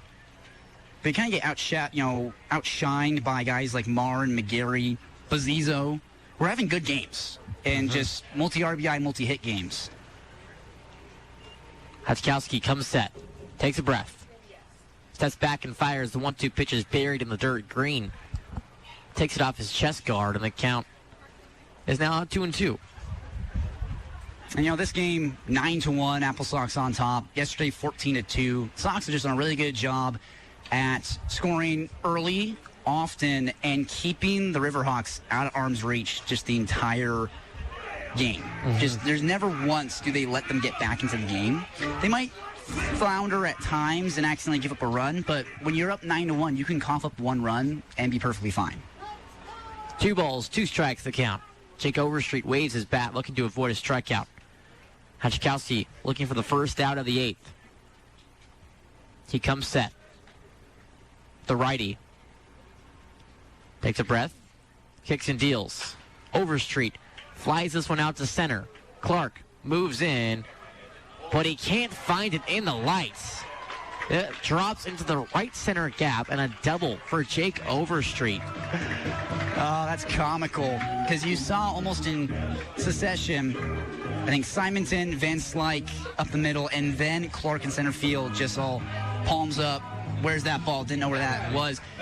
The lights here aren't too deceptive, and the night sky hasn't quite gripped the horizon here in Wenatchee, so still plenty of lights and still that blue backdrop for most of the sky. So I don't really know how Clark lost that ball. James Casanola, runner at second for him. Sox lead 9-1. The pitch from Hachikowski, high ball 1, and you know what was going to be a for sure out now turned into a double for Overstreet, so he'll take, that's the first extra base hit of this ball game. The previous 13 were all singles. Hachikowski comes set. And the kick and the pitch. Casanola grounds this into the screen, and the count's 1-1. I wonder what origin Hachikowski is, that name. Because I just like that name. That's a good question. It's a big righty, standing around at least 6'5". Comes set. And the 2-0 pitch. High ball 3. Apparently it's Slavic, which checks out. Which comes from the Slavic name Hachikowski. Spelled a little bit different, but similar sound. 2 balls and 1 strike, the count on James Casanola. Jake Overstreet over at second base. And the 2-1 pitch. Just high ball 3. Smith, last year in my junior U.S. history class, we took on a little assignment of seeing what our names meant. Yeah. My last name, Dodd, meant lumpy. The 3-1 pitch. Just high, ball 4, and runners are at first and second base. Can I have the country of origin on that? It's either Denmark or Austria, I think. Lumpy? There was lumpy, and there was another one. It might have been peasant. And that is no joke. I am being for real. I got some flack for it in my history class, but I wear the name proudly.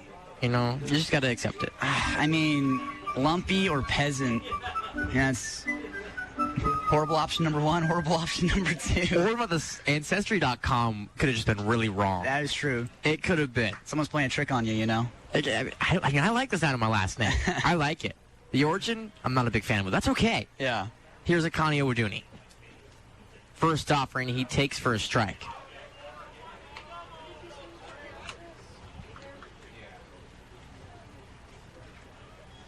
Owoduni just took a trip to the MLB Draft Combine. Graduated high school just before that from Berkeley High School in California. The 0-1 pitch. Buried in the dirt for ball 1. I was looking at my name, Sly. Mainly English, Scottish, a little Irish, which makes sense. Sly, just like Sly, S-L-Y, but with an E on the end.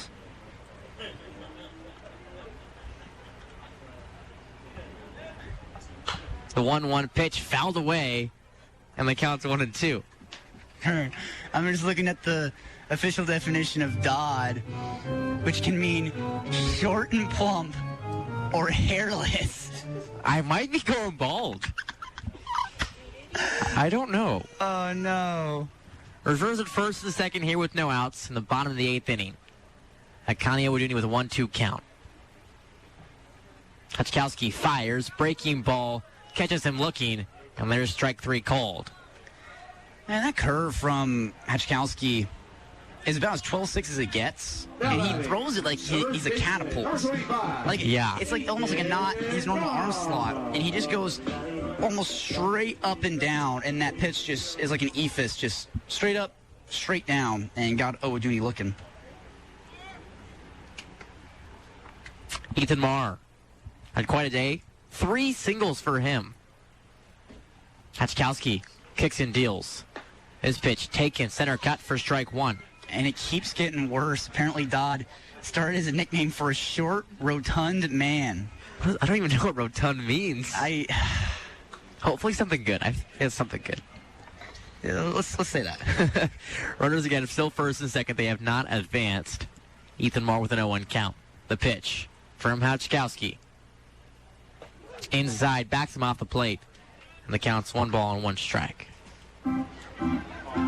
Smith, yeah, what does yours mean? I don't know, actually. I know Smith is like to create, to craft and stuff, but Sly, it's what I'm not so sure of. The 1-1 pitch at the knees, absolutely dotted, and the count's 1-2.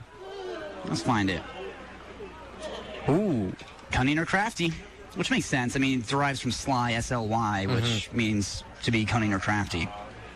That's good. Yours is good. Yeah. Thank you. 1 ball and 2 strikes on Ethan Marr. Runner still at first and second. The pitch, outside ball 2. I was worried mine would say lumpy too. That would be bad. No, that's my thing. Okay, yeah. Yeah. I bear that name alone. Yeah. Yours is cool. Thank you. It's at least original. Hatchkowski on the mound. He comes set, long pause here. Draws back and fires a 2-2 pitches. Line into the glove of Lance Slyke. They try and double off Overstreet over at second. They can't get it. The throw is late. But there's out number 2, and Marr robbed of a base hit.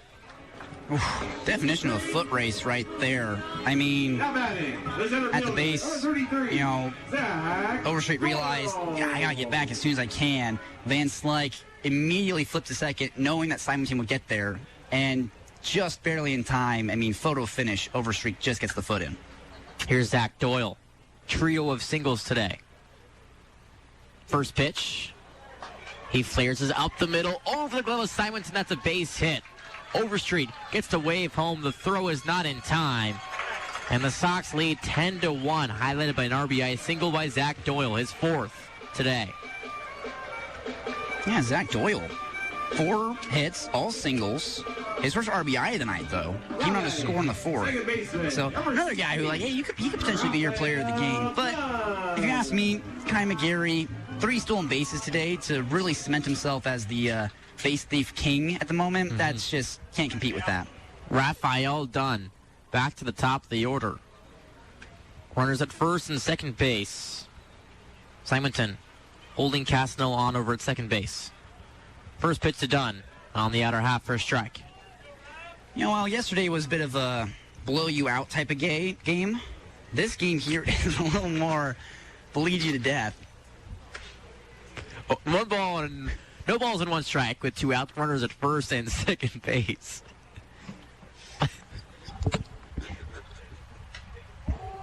Pitch runs in. 1 ball and 1 strike.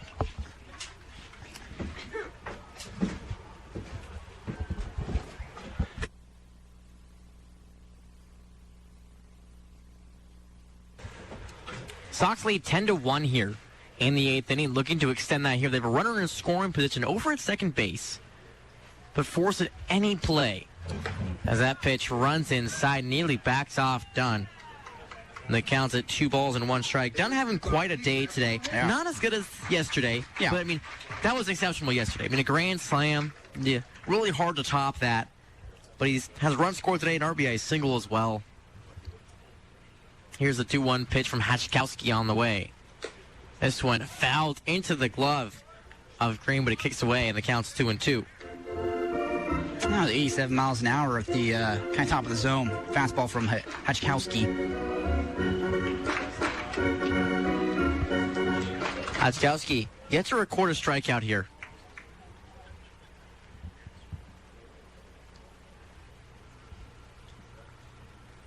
He's looking for it here to close out the inning.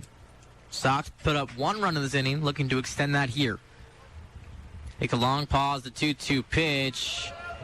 Gets done chasing. He chases the high fastball, and that will be the side of the Sox. However, pick up 1 run off of 2 hits. No errors. They leave 2 men on base as the Sox lead 10-1. It's time for the 9th here on the AppleSox Radio Network.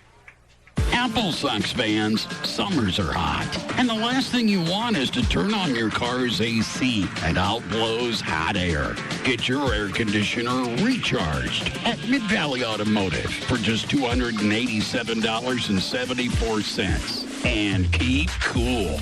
This includes 2 pounds of 134A Freon. Mid-Valley Automotive works on all foreign and domestic models. Mid-Valley Automotive, 270 East Penny Road in Wenatchee. This summer, splash your cares away and create unforgettable memories. Treat your family and friends to Slidewaters Lake Chelan. Overlooking the majestic Lake Chelan Valley, Slidewaters is your one-stop vacation paradise with 11 fun-filled water slides. Cruise down the downhill racers, slide down the completely enclosed Purple Haze, float down the Lazy River, and the kids will love the Aqua Zoo. Their well-trained, friendly staff will ensure your stay is safe and lots of fun. Slidewaters Lake Chelan, now open through Labor Day. Visit slidewaters.com for more information. Hear that? That's the plumpest, juiciest hot dogs you've ever seen getting their grill on. But we both know what'll make it sound even better. Oh yeah, it's a Pepsi to go with your hot dog. Because when you're chomping on America's favorite meal, relish, mustard, and onions perfectly blending into a crescendo of flavor, there's only one thing that makes everything about that moment better. A cold, refreshing Pepsi. See what I mean? It's like music to my ears. Hot dogs. Better with Pepsi. That's what I like. The Sox are 3 outs away of their first series win of the second half. Jacob Gabler in relief on the mound for Sean McGrath, and on the play-by-play, here's Smith Sly.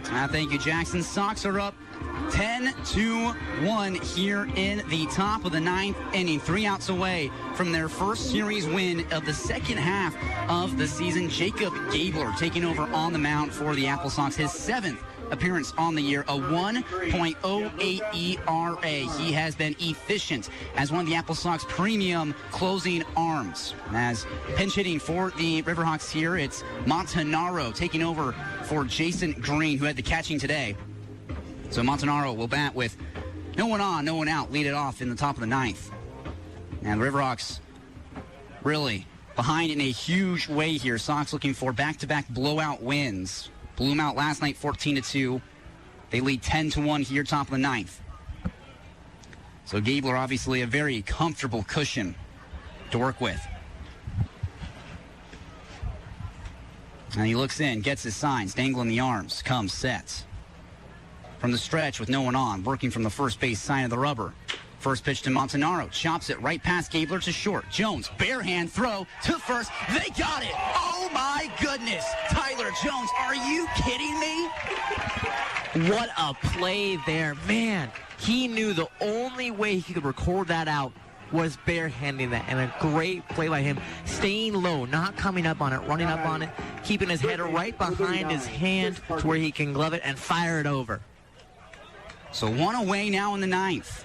Gabler 2 outs away now. Riverhawks trying not to go out with a whimper.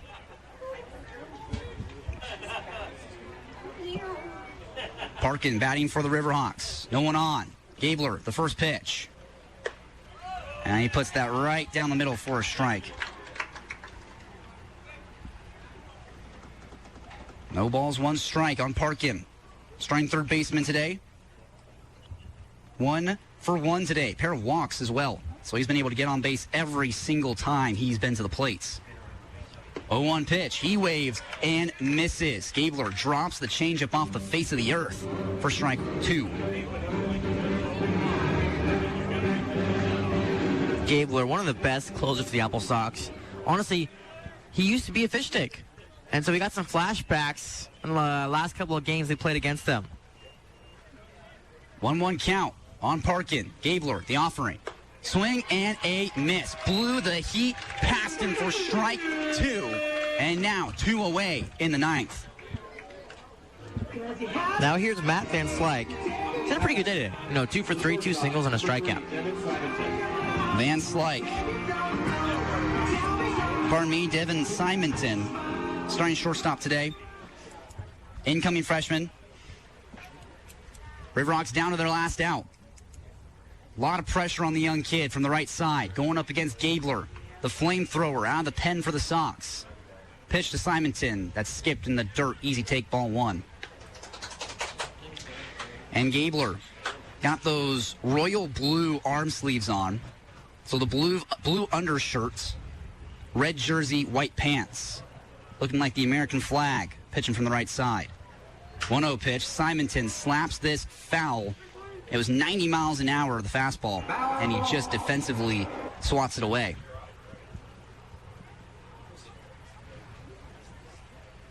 So 1-1 count, 2 outs, no one on. Sox up by 9 runs, 10-1 your score here in the ninth. And the Sox just an out away from their first series win of the second half. 1-1 pitch, fouled right back to the Nets, 1-2 the count. Sox looking for a win and a series win on top of that on Independence Day. And what a way to end the night. Riverhawks down to the last strike. Gabler wanting to face the minimum here in the last frame to sit down the Riverhawks. 3 up, 3 down. 1-2 count. 2 outs, no one on. Gabler comes set to end it. Just upstairs by a hair. The crowd wanted strike 3, and they don't get it.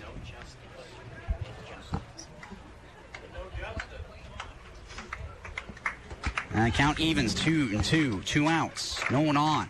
Gabler to finish it. He got it. Froze him. 93.